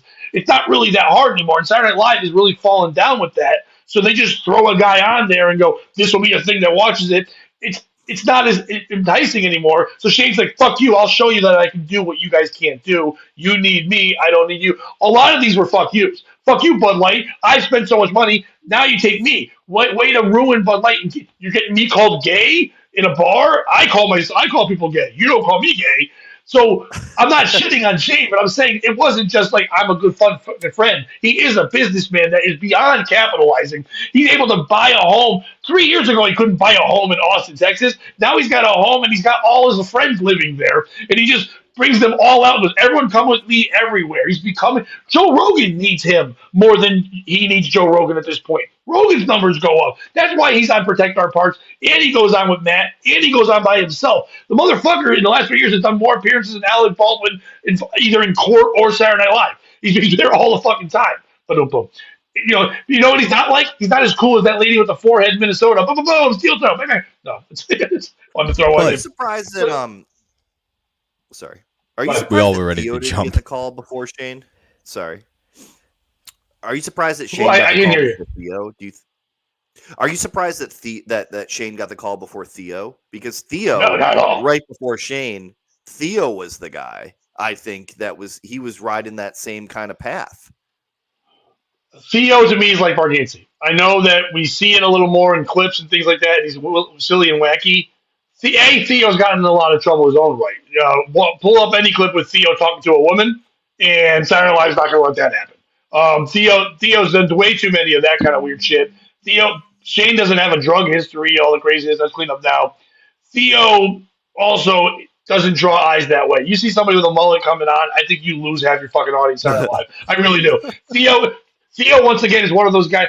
That world, the Brogan universe, the bros of Joe Rogan, are not as famous as we all think they are. You know what I mean? They are well known. But Andrew Schultz, no one's grandma knows who the fuck he is either. Andrew Schultz, are as huge as he made his podcast and everything, he never got a Netflix deal. No, he said he was shopping it, whatever. Fuck you. That was a brilliant way for him to do it by himself, to put on the thing. Yeah, he had that dumb little sitcom, that little camera thing he did, because during the pandemic, people were viewing Instagram, and Netflix like, fuck, we have no new material to put out. Let's just take this thing. But he doesn't have a special on there or anything like that. He's not as known. That world believes everyone that goes on Rogan is super famous. Theo, that world, no one knows. I would have Andrew Santino before I'd have Theo, for the simple fact that Andrew's been on Dave in some movies and things that at least we go, oh, I've seen him and shit. What the fuck? Theo was in Road Rules a fucking long time ago. What the fuck was he in? Nothing. He's just, people are like, oh, it's Joe Dirt. Is Joe Dirt back? They wouldn't even know what the fuck he is. No. Yes. Shane was the perfect choice of all the comedians there are. More than Burt, because Kreischer would suck on there. And once again, people might know he's the guy who takes his shirt off. Theo is the most known of all those people, besides Rogan himself. Rogan would never do that. And he wouldn't go on, especially after they clowned him with that Sesame Street sketch years ago. Yeah. Man. I think you're right. My what I was going to get to, though, is I think the piece of shit's the companies. Instead of just doing the money, and being like, what's going to make us money, they added this political message behind everything they do. Like, it used to, why do you drink Bud Light? So you can drink 12 of them while you're watching a football game and talk your way out of the DUI on the way home. Like, you're not supposed to make good decisions. You're not drinking it to better humanity. You know what I mean? Why does Bud Light need a political message behind it instead of just being like, people like this guy, he likes our drinks? That's kind of why I think Shane doing what he likes carries some authenticity. Like, he didn't care when Dylan got to be the spokesperson. He still liked Bud Light. He never bashed SNL. He was like, I got it the whole time. You know what I mean? I think he enjoyed these things. So for me, it's these companies that try to do a political analysis instead of just straight out the gate being like, hey, when you hear the term Bud Light, this is what you picture drinking it. He's now famous. Instead of just signing that guy. You know what I mean? Like, that's kind of my thoughts, is that everybody's decided there has to be a political message behind beer.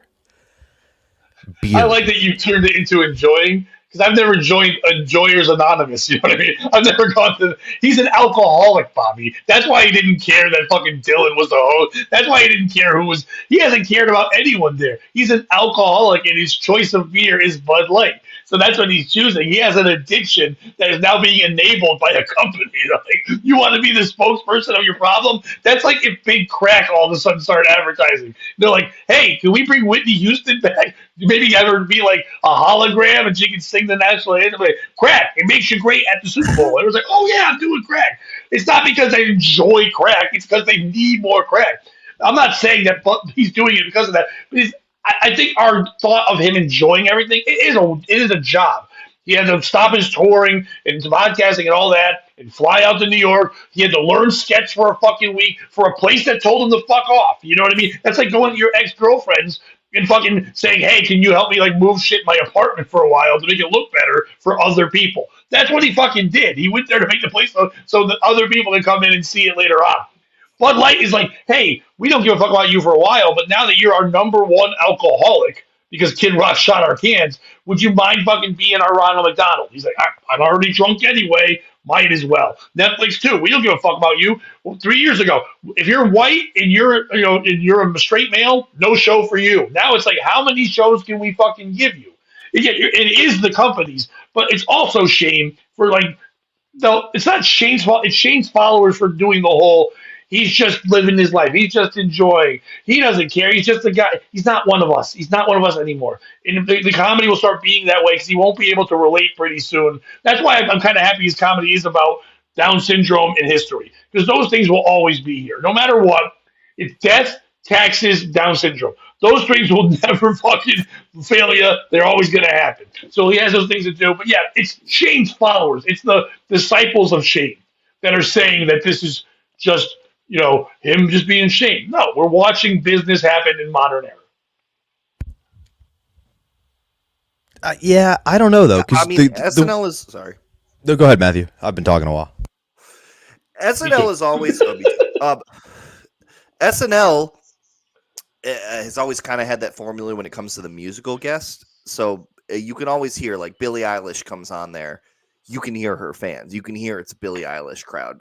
Olivia Rodrigo, she goes on there. So they've always kind of chased that clout with the musical guest. But I will agree. I think this is the first time that they've really gone after these megastars that have. I'm sorry. Juicy's fucking that hits the ball out of the park. Fucking Jesus Christ. He complimented your beard and also started white power at the same time. I see that. That's not why I grew the beard, but I appreciate you, Husey. So yeah, SNL has always kind of been formulatic like that, but just not with the host, like you've said. You've gone on there as Jude Law. You've gone on there as Mark Wahlberg to promote your movie. But they do. No, the musical guest is usually promoting a new album or something dropping or something. They're usually there for that reason. 21 Savage was not, because right now it's all just singles anyway. But Billie Eilish would go on when a new album or a single was big. What's her name? Ashley Simpson with the whole lip sync thing. That's because she had a new song and tour coming out. Like all the usually. Even Paul Simon, when he would travel to Africa and steal Africans and make them sing diamond songs and dance around with them, he's like, "Oh, I'm going to bring all you with me to push my new album." It was always there for a reason to get something new out there. From everything like sometimes you need to send the message, we have to kill the Pope. That's why they have the musical guest on. Sometimes you do. By the way, I like that she took advantage. Or a lot of people were upset, and I think it's wrong, but a lot of people were upset that are super Shane fans that Shane did not go off script in a monologue or something and say, fuck you, like Norm Macdonald did when he got fired, then came back to host, and he did that great joke in his monologue talking about it was weird. They fired me and said I wasn't funny enough. And then I was gone for a year. Then they asked me to be a host. And I was like, wow, I must have gotten funnier in a year. And I was like, oh, wait a minute. I didn't get funnier. The show sucks now. And it was a great little joke to throw right in there and take a shot. And they go, yeah, let's go. Shane, people still want him to do that kind of thing. Sinead O'Connor took her moment, went off script. Yeah, it was wrong and it kind of ruined her career in a way, but she wanted to fucking be in front of as many people as she possibly could and say, fuck the Pope. Which, by the way, the Pope's not always the best guy. If you ask children who they're more afraid of, the Pope or Sinead O'Connor, it's probably the Pope. I don't know. I mean, they're going to say Jack Skellington from The Nightmare Before Christmas at 9 times out of 10, Pat. They're not going to choose the Pope. They're going to choose the scary bald lady who has got schizophrenia, who keeps yelling about the bloody English taking our land. But if you ask grandmas who they know more, it's the Pope. Grandmas don't know Sinead O'Connor. Devo in 1978 was pushing Whip It good. That's what they were doing. They had the flower pots on their heads. They were fucking killing it. No, what we got? The black hairs seem kind of greedy, a little loud in public places, while the white hairs are just trying to enjoy some sweet Lenny Kravitz songs. I like how they're enjoying a black guy as well. Usually keeping it real. You wouldn't want to be in a movie theater with most of my beard.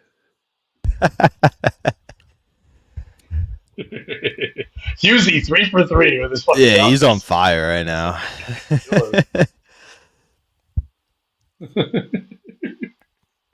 I don't know if that's the thing you want after your name, Bobby, but there you go. I'm not sure what I said, but Ku Klux Tamburo. That's what I'm saying. But I do think, I know it's his people spreading the message, but that's the important thing to put out there right now. Like, that just do what you enjoy and stop letting people tell you what it means. Like, Matthew, you enjoy SNL. You said you're an SNL apologist. Does that mean you're voting for Biden? You want pronouns in your bio and you think we should cut off kids' dicks at 3? No. You like SNL. You know what I mean? It doesn't have to be a political message. I like Starbucks. Does that mean I'm pro-Israel? No. I just like You know what I mean? Like, stop letting the belief that these corporations represent what you believe and just enjoy it. You know? You don't have to do the thing that you think you have to do because your party does it. Sure. Do I like Trump a little bit? Yeah. Do I think his shoes are sick? Absolutely. Would I buy a pair even if I didn't like Trump? Yeah.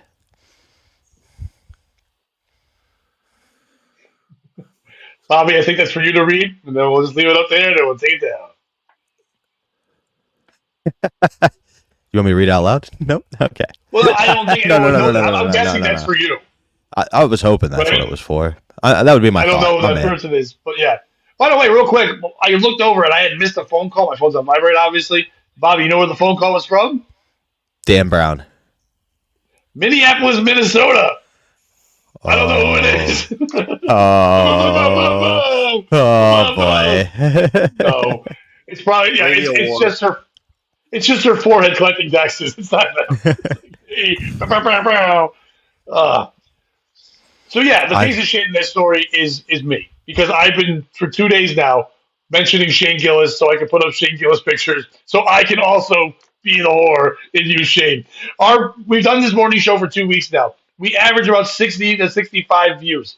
The episode we did with Shane Gillis on a thumbnail, 900 views. Yeah, I'm doing it too. I'm Bud Light. I'm Saturday Night Live. I'm fucking Netflix. I'm all these things. So yeah, Shane, you keep doing you. We'll keep all fucking go riding your coattails. And the second you're not funny anymore or we deem you stupid, we'll all shit on you and I'll do podcasts about how you tanked and you're not good anymore. The American way. Sounds fair. I don't think that makes you a piece of shit at all. I'm actually a fan as your co-host of you doing those type of gimmicks to make things go to the next level, to be honest. Totally in that light, I got a story with 2 big names if we're trying to get views. My man. Go ahead. I heard that on the next SNL, they're going to do funny songs and sketches about game shows being weird. SNL in Well, if you saw 2024 that, is the GOAT. Husey also put before, but I didn't put it up. They should do a thing with Trump where they say he's tan and his hair is weird. Yeah, I thought that was funny. I saw that. All right. Do you have another story about it, or not? I do. Do you guys know who BJ Novak is? This is a bit of pop culture. Yes. Yes. Ryan from The Office. Yeah. So, do you guys? I'm a big Patrice fan. So, do either of you remember Patrice O'Neal's story involving BJ Novak? No. And for No, those who okay. don't know, because once again, Patrice O'Neal does not pass the grandma test. He was the black guy that you're not thinking of. he was a heavy black guy, but he's not Tracy Morgan. He's also not Craig Robinson. He's also not the one on Saturday Night Live. He's a different one that was real mean and wouldn't have liked you, Grandma. Well, that's actually a perfect way to put it. He wasn't Stanley. He wasn't Craig Robinson. He was the other black guy on The Office that worked in the warehouse for a while. But on The Office, BJ Novak started as like an open micer who just got the audition, a minor role, and then blew past everybody and was a producer and writer on the show. And they gave him an office, and Patrice was stuck in a trailer, and it really irritated Patrice because he'd been doing comedy so long. So he would walk around every day just going, BJ Novak. BJ motherfucking Novak. And eventually that was the final straw of him getting fired. So we were at, just saying BJ Novak? Just being like abusing him, being like, BJ Novak, you got to be kidding me. Like the whole time, just saying his name over and over, much like Hughesy's comment, because BJ sucks. That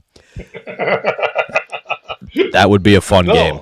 That would be a very fun game. It is on at night. They could do it, but how do they do it? Because if you're there with all of the cast members, how do you masturbate without anyone else seeing you? Well, they do a lot of costume work, so you would need a costume where you had your arm in that vicinity, and you can move it without people realizing. It would be, or people in the studio audience are jerking off, and the cast members have to notice it while they're live and go like break character and go and you're out, like stuff like that. Stop talking. We need to call Netflix now. We need to call Netflix now. Don't give this brilliant idea away, Pat. A sketch show that's also a game show where you have to catch the audience jerking off. Are you fucking kidding me?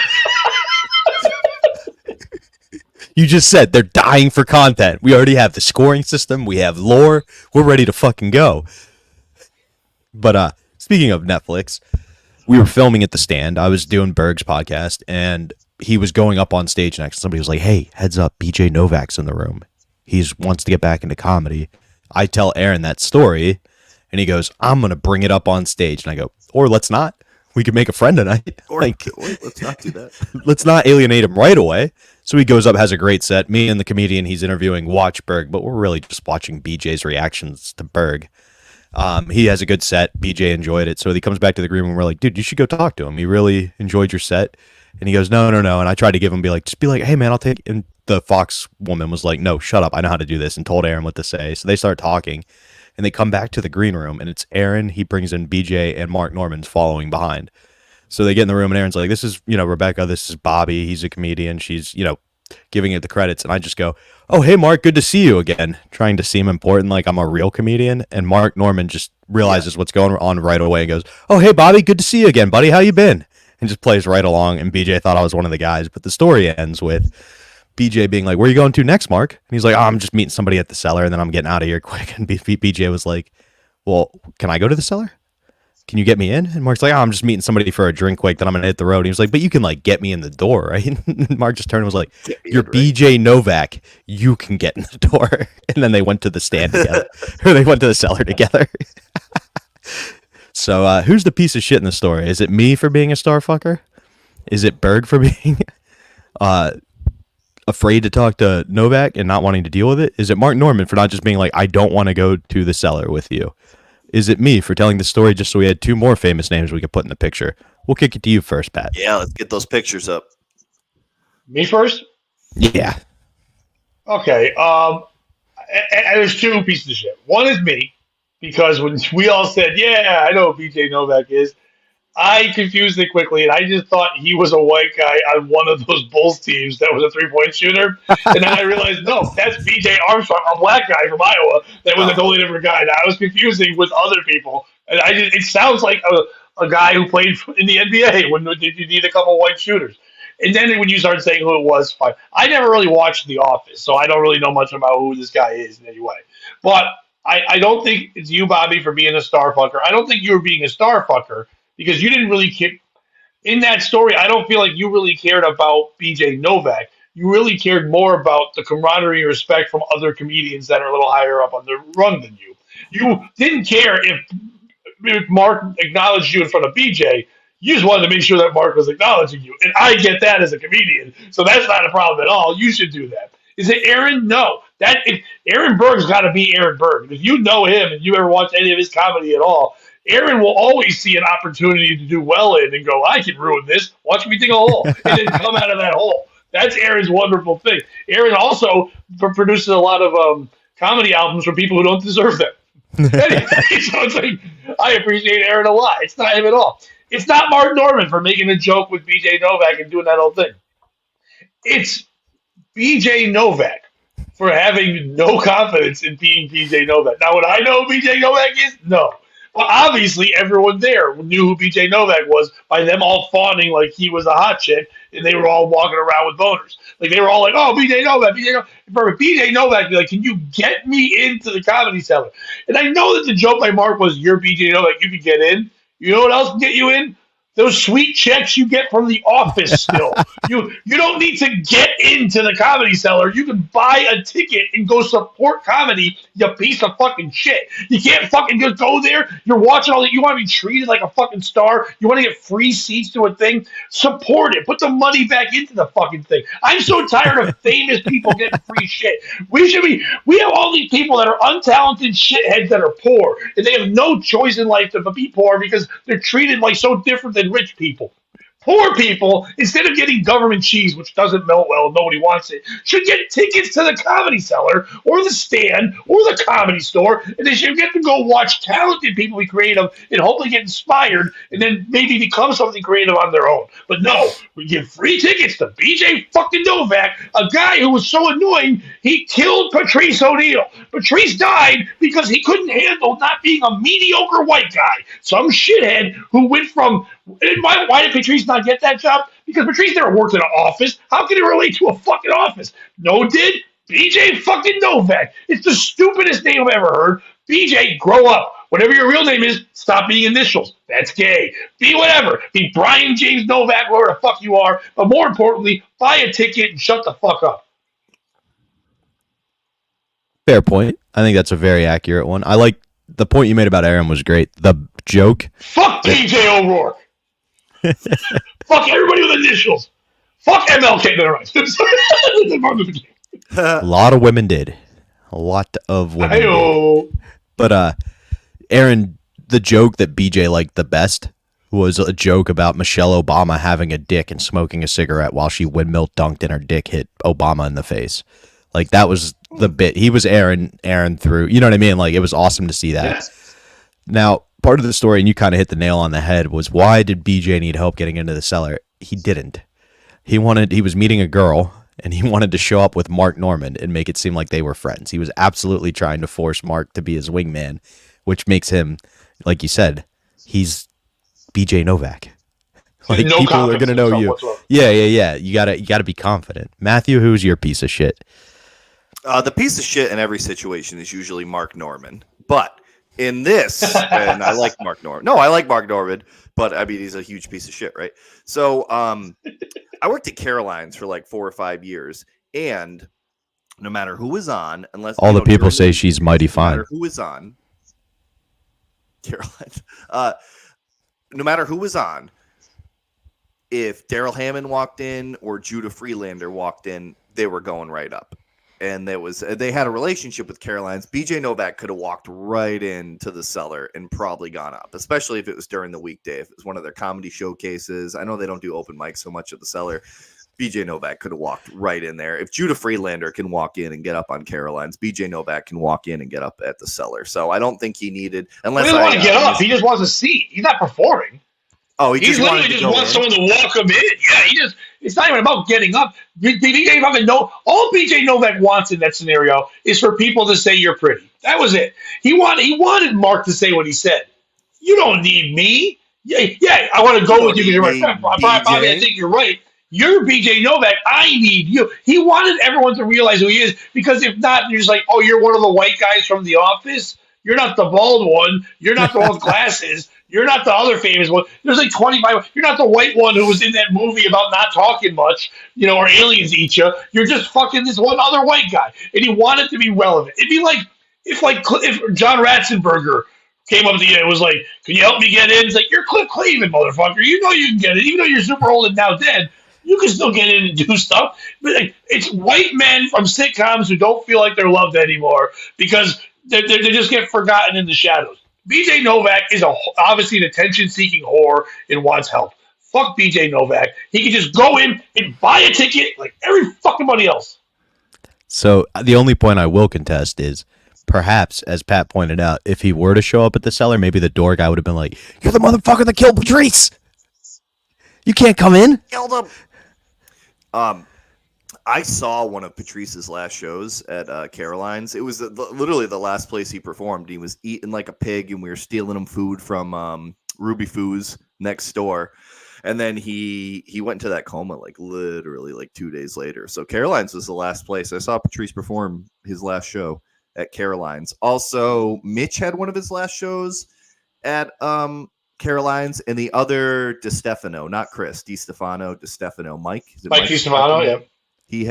He had one of his DiStefano. Yeah. See, Chrissy D, fucking the way he pronounces his name fucked it up for me because anytime I pronounce that last name, I pronounce it like Chrissy D's. But Mike, what'd you say? DiStefano? One of his shows was at Caroline's, and now Caroline's is dead, and Louis Ferranda has no room to book.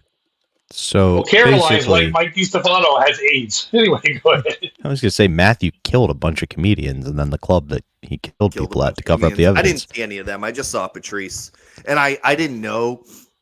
I was trying to talk to Patrice about Opie and Anthony. And he was like another fucking bearded white guy trying to talk to him about Opie and Anthony. He did not give one fuck. All I'm saying is you said you stole a bunch of food for Patrice, who went into a coma. Yep. You said you got a little bit of drugs for Mitch Hedberg. You got a couple drugs for Hedberg. No, I did not. You got some AIDS for Mike DiStefano.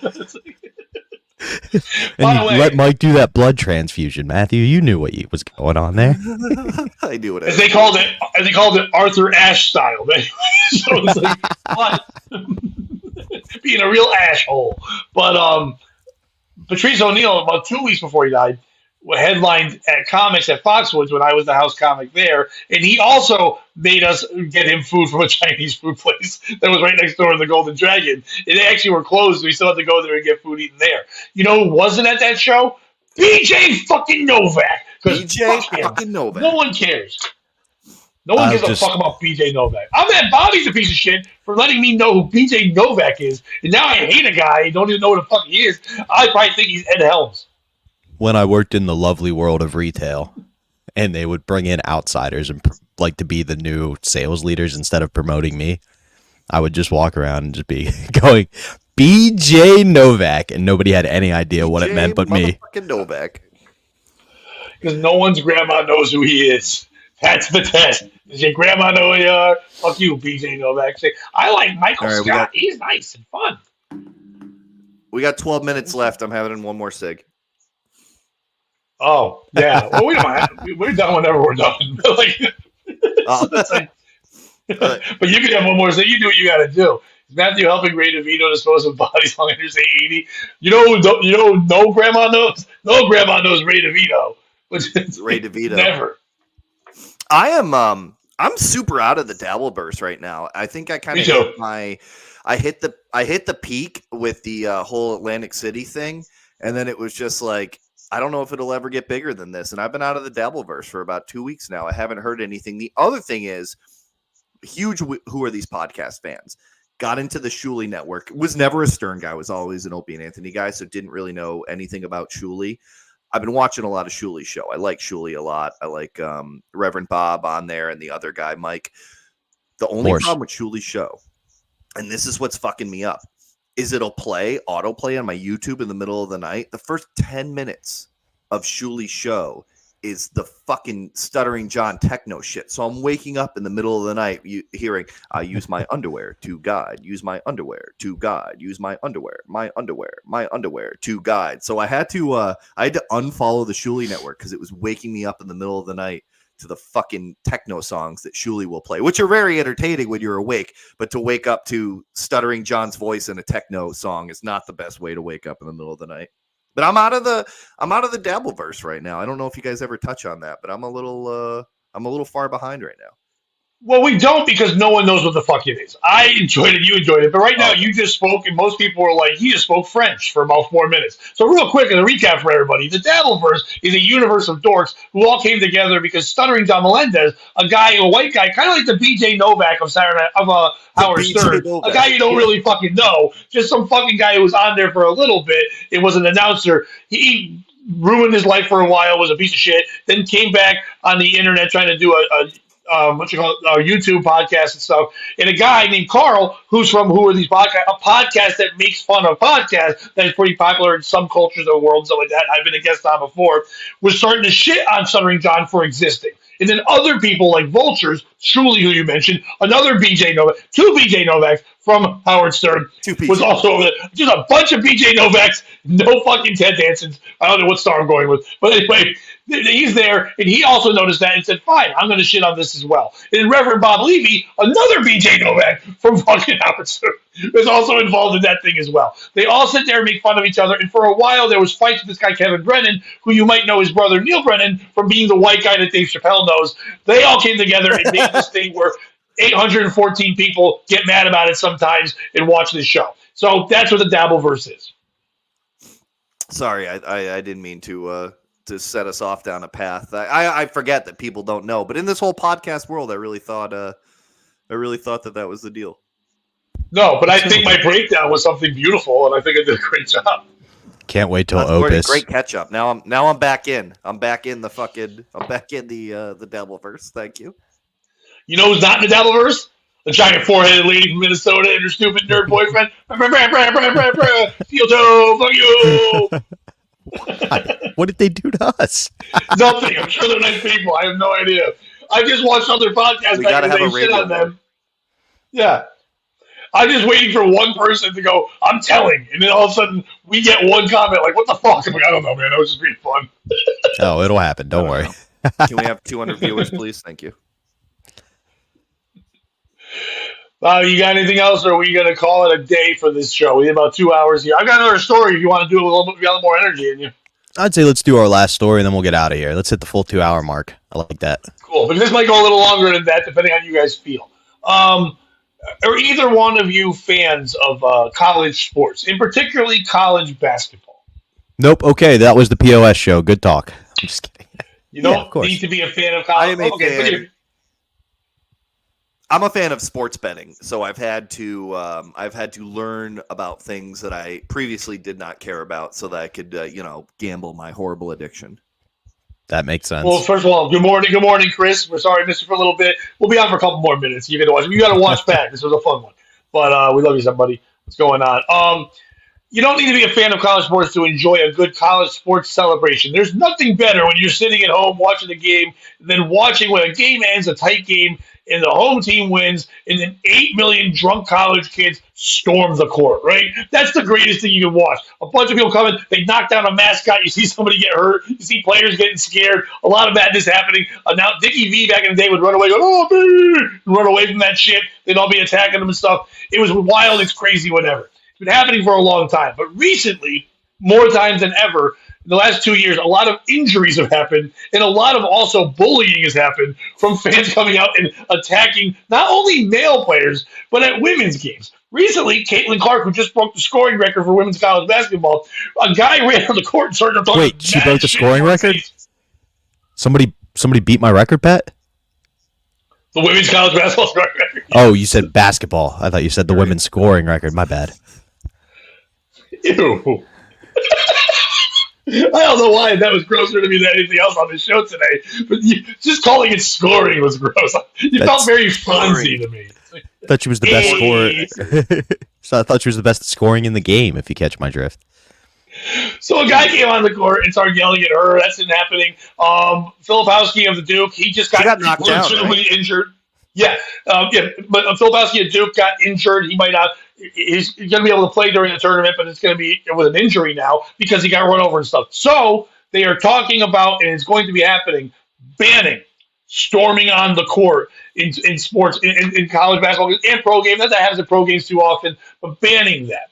Now, I don't know if you can just ban it because college drunk kids will be college drunk kids. They will always find a way to run through you. It's not like they're worried about getting arrested when this happens. So by banning it, I don't know what you're going to do unless you're going to do the hockey rink style and put plexiglass around, which will ruin the game because it's great to be sitting there right in the court. I went to a very local game the other day and being only 5 rows up, it was great and a couple of thousand people in there being that close to the court and watching everything, knowing I could go on the court, but I would never go on the court. But that fact that you can do that makes you have that energy. Hockey is cool, but if you could storm the ice and watch a bunch of people slip and fall down while trying to attack people, people would watch it way fucking more. They should take that down. That would be wonderful to watch fat Canadians with no teeth fall down while trying to grab Wayne Gretzky's uncle or some shit. I don't know any famous players. I'm going with Wayne Gretzky. I know his name. Yep. I know as many famous hockey players as Matthew James do famous women's college basketball players and WNBA players.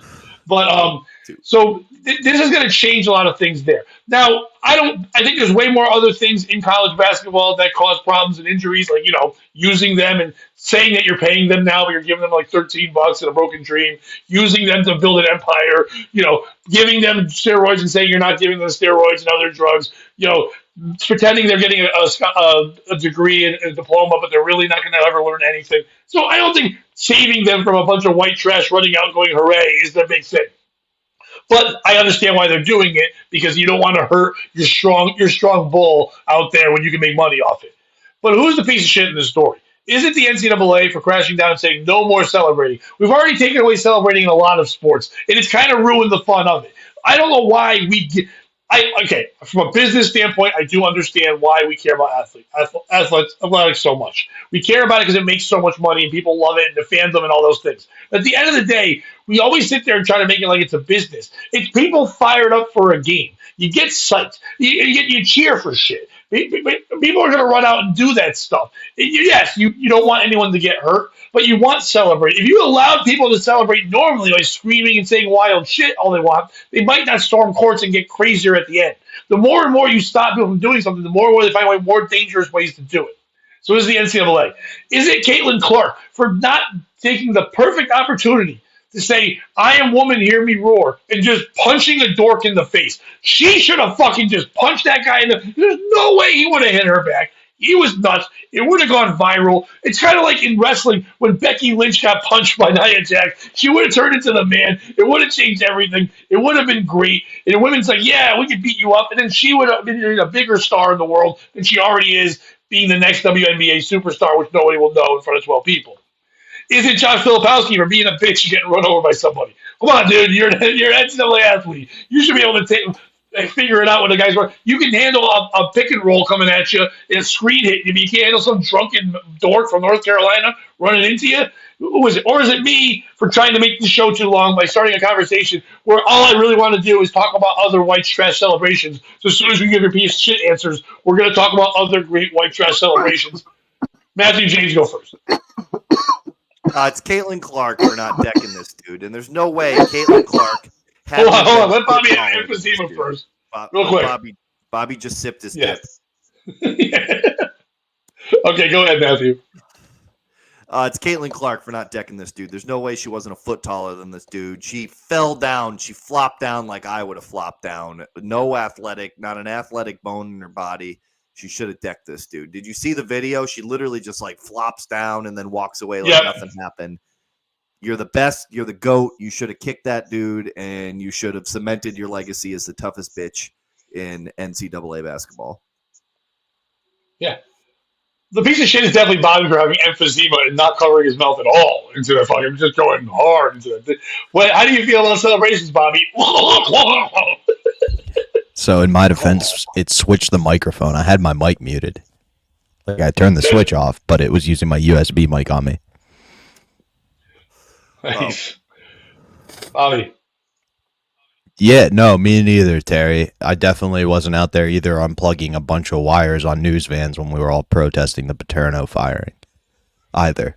And that leads me right into my point. It's illegal to storm the court already. It's against the rules.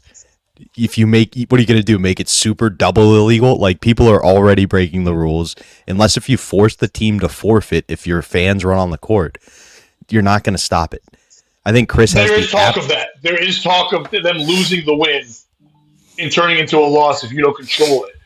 Okay. There is talk of fining the team and hurting the school's records or other things of that nature because of that. Yes, illegal to storm the court on ticket and all that, but no one's really enforcing it. You don't get really arrested. Nothing really bad happens. You might get taken away for a second, but it's a slap on the wrist. It doesn't really stop anyone from doing anything. I think they should treat it just like you're a rapist and you should go to jail for 30 years. No, I think you're overthinking this year. And this is exactly it. Yes. You just said it, Pat. Sports generates money, right? Now, all of a sudden, not only is it legal to run on the court, you can do so at any point. So the other team needs to get their fans there to protect their team. And now, all of a sudden, the entire student body's fighting. If they truly make you forfeit the win if your team storms the court, get ready for Penn State basketball to go undefeated as I storm the court any game they lose and blame it on the other team. No. I'm a big Purdue fan. Yes, I was just at the Ohio State game last week. I'm a big Ohio State fan, too. What, I'm not allowed to have more than one team I root for? It's just stupid. They're trying to get rid of fun. Terry said it best. Is there anything better than when they tear down the goalposts? Or how about pregame when they're bragging about how much they cemented the goalpost in the ground and then every Penn State engineering student starts doing the math to figure out how to get it. You know what I mean? Like, there's something fun about that. The piece of shit for me in this is Caitlin Clark. Right? She's the best female athlete. Everybody in the country's talking about her. And some random dude in the stands was able to knock her down. Like, just once again proving men are more athletic than women. You could take the most athletic woman in the world and some random drunk dude at Iowa. Well, I mean, I don't know if that's fair. I think most WNBA players can beat up most nerds. And this guy was definitely a nerd. He wasn't a big tough guy in any way. Yeah, but that's my point. He knocked her down. Do you think he said something like, you should have stepped back around that bitch? Barely knocked her down. Yeah, but she also wasn't prepared. So you say I can knock you both down if you're not prepared. Go try to sucker punch Mike Tyson. People have done it. I mean, yeah, it didn't work out after, but they still got the punch in. Yeah, so where's the video? Ready. Where's the video of Caitlin Clark stomping this dude's chest afterwards? Like what happened if Mike Tyson did it? Well, she's not a boxer. You just brought up a guy who fights. If they had to play horse after her, then she would win. It's just her game isn't fighting. What I'm saying is, you shouldn't take away the celebration because one bitch got stopped. You know, that's what I'm saying. Oh, I agree with you. I'm just saying, like, I feel like she makes an entire game. Her whole game is based on creating separation from the defense. She should have been able to create some separation from that student running onto the court. Who's white knighting here? You are for Caitlin Clark. You think she's your hero. She would have knocked him out if she saw him coming. I just said just one person stomped the bitch. They shouldn't make it illegal. Pat and Caitlin Classic sitting in a tree. Is white knighting a tribute to Bobby Knight? Because he was the whitest knight I've ever seen. That guy throwing chairs at folks. He loved a good. He would storm the court, and he was the coach. He was great. He taught me all my sexual moves. Bobby Knight? Yeah, if you don't like what they're doing, you choke them or throw a chair at them. Put the ball in the hole. You ever have sex with Calvert Cheney when no one was looking? There's a reference for one fucking person. It's like, that's it. So, Matthew, who's the piece of shit? Oh, Caitlin. It was Caitlin.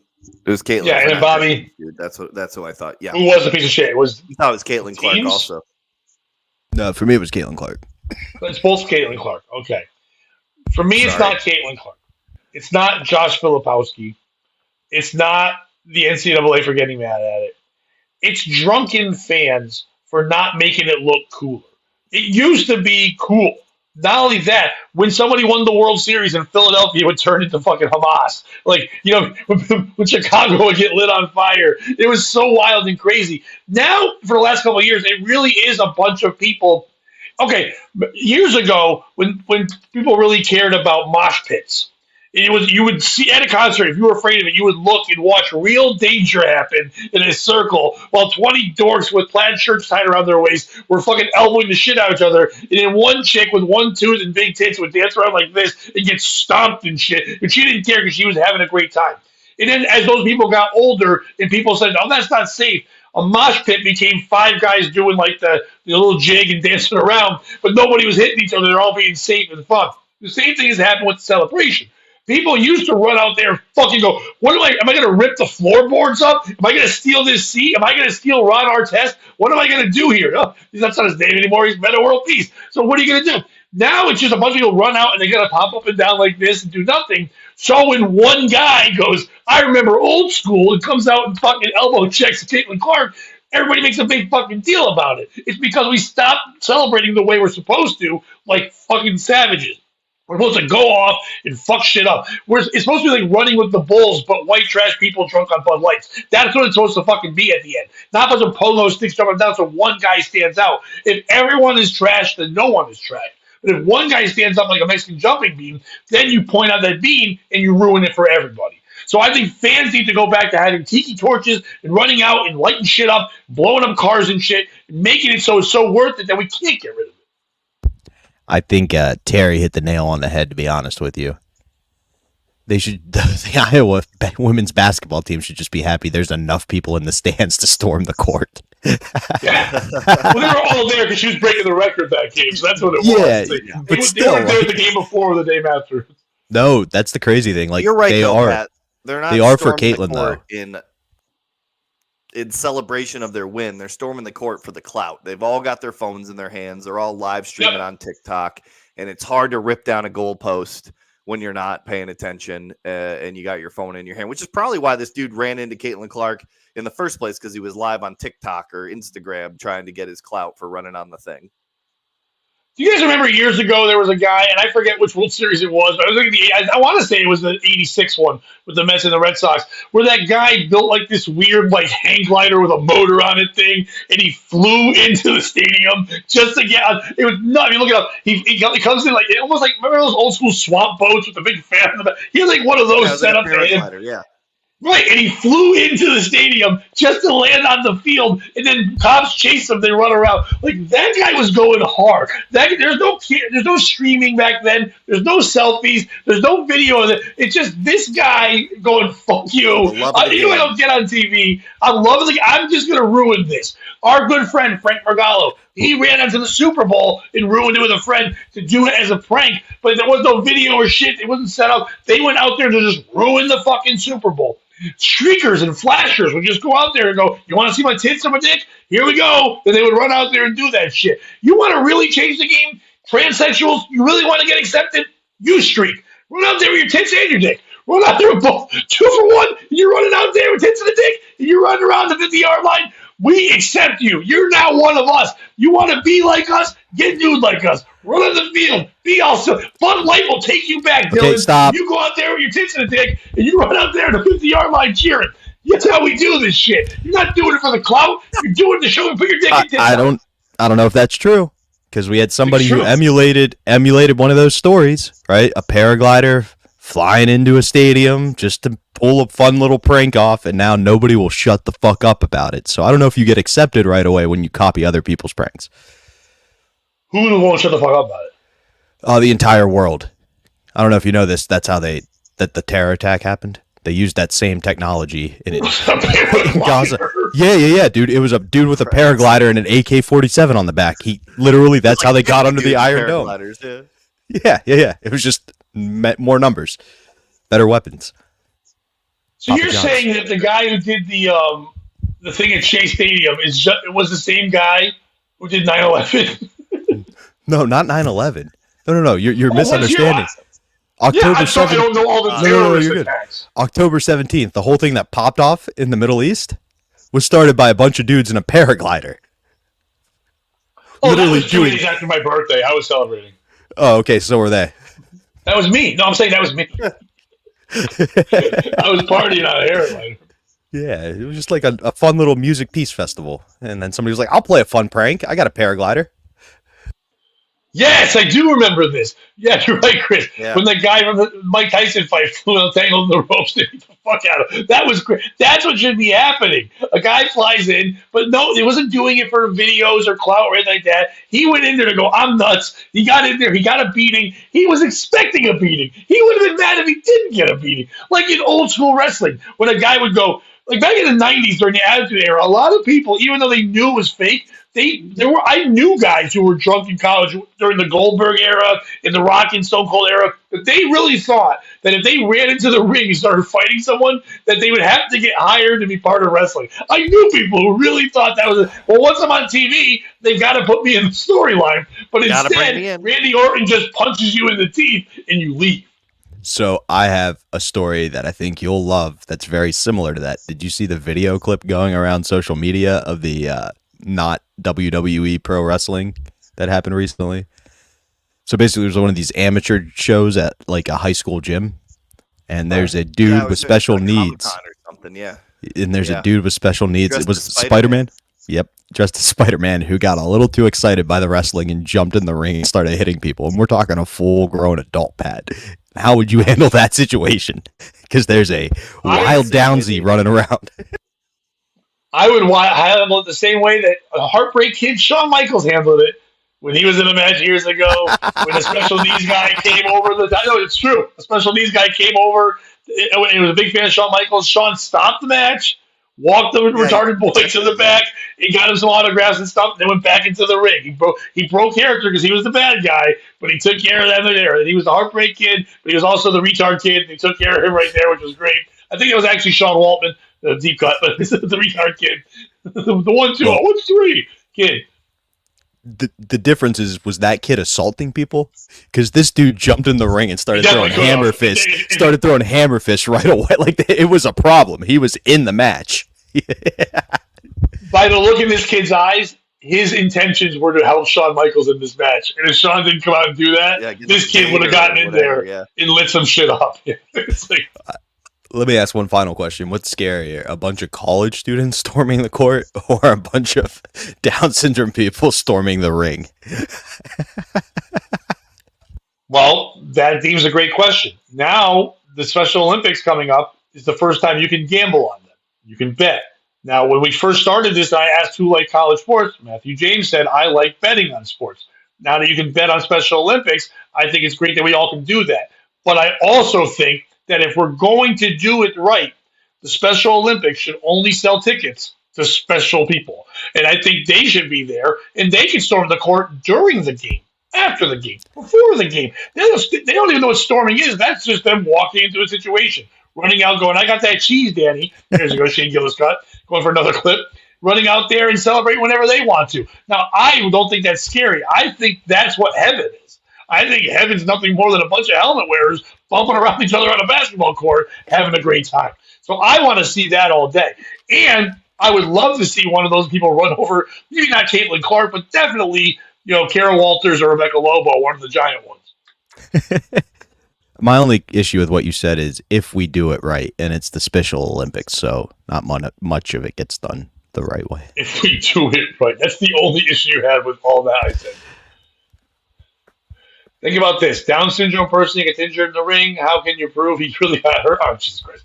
Someone get Vince McMahon on the phone. We got some ideas here. I don't know if you heard about Vince McMahon. He's not answering the phone this time. Because right now he's too busy to try and explain his way out of shitting on a girl's head while he gave her a shot. It wasn't me. It was the tards. You're telling me a fully grown businessman's going to shit on a woman? Or that boy who's shitting right now as we speak? It was me. I was retarded all along. It was me. Matthew, thank you so much for joining us this morning. We're happy that you got up early. We're sorry you had to have a cold coffee and a broken dream, but we loved having you on. Please tell people where they can follow you, what they can check out, all that stuff. Check me out on Instagram. I don't do much there. It's Matthew Jamesia, much like WrestleMania, Matthew Jamesia. And Radio 104.1 WMRQ in Hartford, 3 to 7 p.m. Ryan Roberts, Matthew James, the number one rated afternoon show, the number one radio personalities in the state of Connecticut, as voted on by you, the Hartford Current readers. I voted. I saw that. Thank you, Pat. I went, holy Yeah, shit. and then a lot of people underneath were kind of saying, hey, why did you vote for that? And I was like, they're my friends. And not the show you're on. I'm not on any show. I'm just on my own show. Right I'm now, not. The only morning show in New England that matters, the POS morning show. Yeah, you guys don't you guys have Lady in the Morning? Isn't that great? Lady in the Morning, whatever. Yeah, we sure do. She's okay, on right now. What if the Lady in the Morning, all right, was one of the participants in the Guinness World Record breaking abortion attempt, and that's why she was mourning in the morning. Morning in the Morning morning. in the morning. I shouldn't I have, want that show. I shouldn't have done it. I wanted to be a mom. Mourning in the Morning should be the name of this show, but it is not. But you have two people as the person on the show. Every day you have a different guest host who is somebody who just lost their child, with Alonzo Mourning as the other guest. So it's Mourning in the Morning. In the morning. Someone who lost a child or loved one and Alonzo Mourning hosting the show. It's the greatest idea of all time. Unfortunately, Alonzo's going to cost too much, so we get Matumbo, and they go, can I get another baby? And he just goes, no, no, no. Not today. Bobby. Again, I want to say, Matthew, thank you so much. The minute we came up with this idea, you were the first guest. I was like, we got to get Matthew on here because he'd be great at it. So thank you. So much, congratulations on being the best radio person in Connecticut. I will be at the Allenville Theater. I'm all over. Just follow me on social media if you want to see my dates. Make sure you're subscribed to the Patreon and check us out here. Be on the lookout for some new Eastside Dave stuff coming out. I think we're going live Friday instead of normal, but check it out. I want to thank everybody that's been subscribing. And a year ago, Bobby, you and I were fighting really hard to get 1,000 people. We are about to approach 2,000. So we have really climbed up there a lot. People that have been jumping on the morning show, thank you. Our numbers are climbing each time. Yes, the Shane one the other day got huge numbers basically of Shane, but also everyone that's been supporting, Chris and Terry and everybody here that was commenting Dominic before, even Husey jumping in, Dominic, everybody, Stormy, everyone has been out with supporting us all the time. We appreciate it. We're happy we're putting out more content now. I love doing the morning thing. It's been a lot of fun. It's been fun to get other guests on, but Bobby and I get more time to chat and talk than the Tuesday. We're still doing the Tuesday thing. Sometimes it's at different times. Yesterday they did at 5 o'clock. So the only way you'll know when the evening one is, where that gets a little crazier, a little less format, a little more fun, is by subscribing. If you subscribe, put notifications on, you'll know we're going to pop on. We'll be live with most of these shows all the time. Bobby, real quick, so I know we didn't talk about it off air. Is Friday going to be somewhere different, or are we going to do it here and work on that next week? It'll definitely be here. It may be available in other places too. So we'll come. Cool. So we will post if you're on our Patreon. I'll put in there as soon as I know if you can watch it at different platforms as well. But if not, just make sure you subscribe here anyway, and we'll let you know if it's going to start growing on other things that might be easier for you, Instagram and that nature, stuff like that. Subscribe, hit the fucking like button. As our boy, Scott isn't in right now, I don't think. Flick that fucking bean, as he always says for us. Take care of that, like it, and all that stuff. Thank you guys for watching. Everything there. Be on the lookout pretty soon for tickets starting to be sold for August when I record my next album at Comics Mohegan Sun. It'll be a whole weekend there. It'll be a lot of fun, August 8th through 10th. So make sure you check that out. I got a lot of big dates coming up as well. Thank you, Aaron. It was a fun show. Thank you for jumping in. Chris, thank you for watching, Aaron. Show. Terry for being awesome throughout the entire fucking thing. For DoorDash for bringing the coffee fucking super early. For everybody in the state of Minnesota for realizing that they have the worst show ever. The giant four-headed fucking lady and a fucking nerd. Steal your own toes in the morning. Fuck you. For Gravedigger, for aborted babies, for everybody, for Shane Gillis, for everyone there. Thank you guys so much. Bobby, give a little word of wisdom as you leave. Nope. Sorry, real quick. This Friday, there's still tickets available to see me and Derby at Twisted Vine. Hit me up on social media. If you're in Connecticut, great show. Giancarlo Biandino, great comic, great cook, great guy overall. Come see him perform with me as well. Now, Bobby. Though I walk through the valley of the shadow of death, I fear no evil, for I am the baddest motherfucker in the valley. Is that Caitlin Clark? Did she say that? No, she would have moved.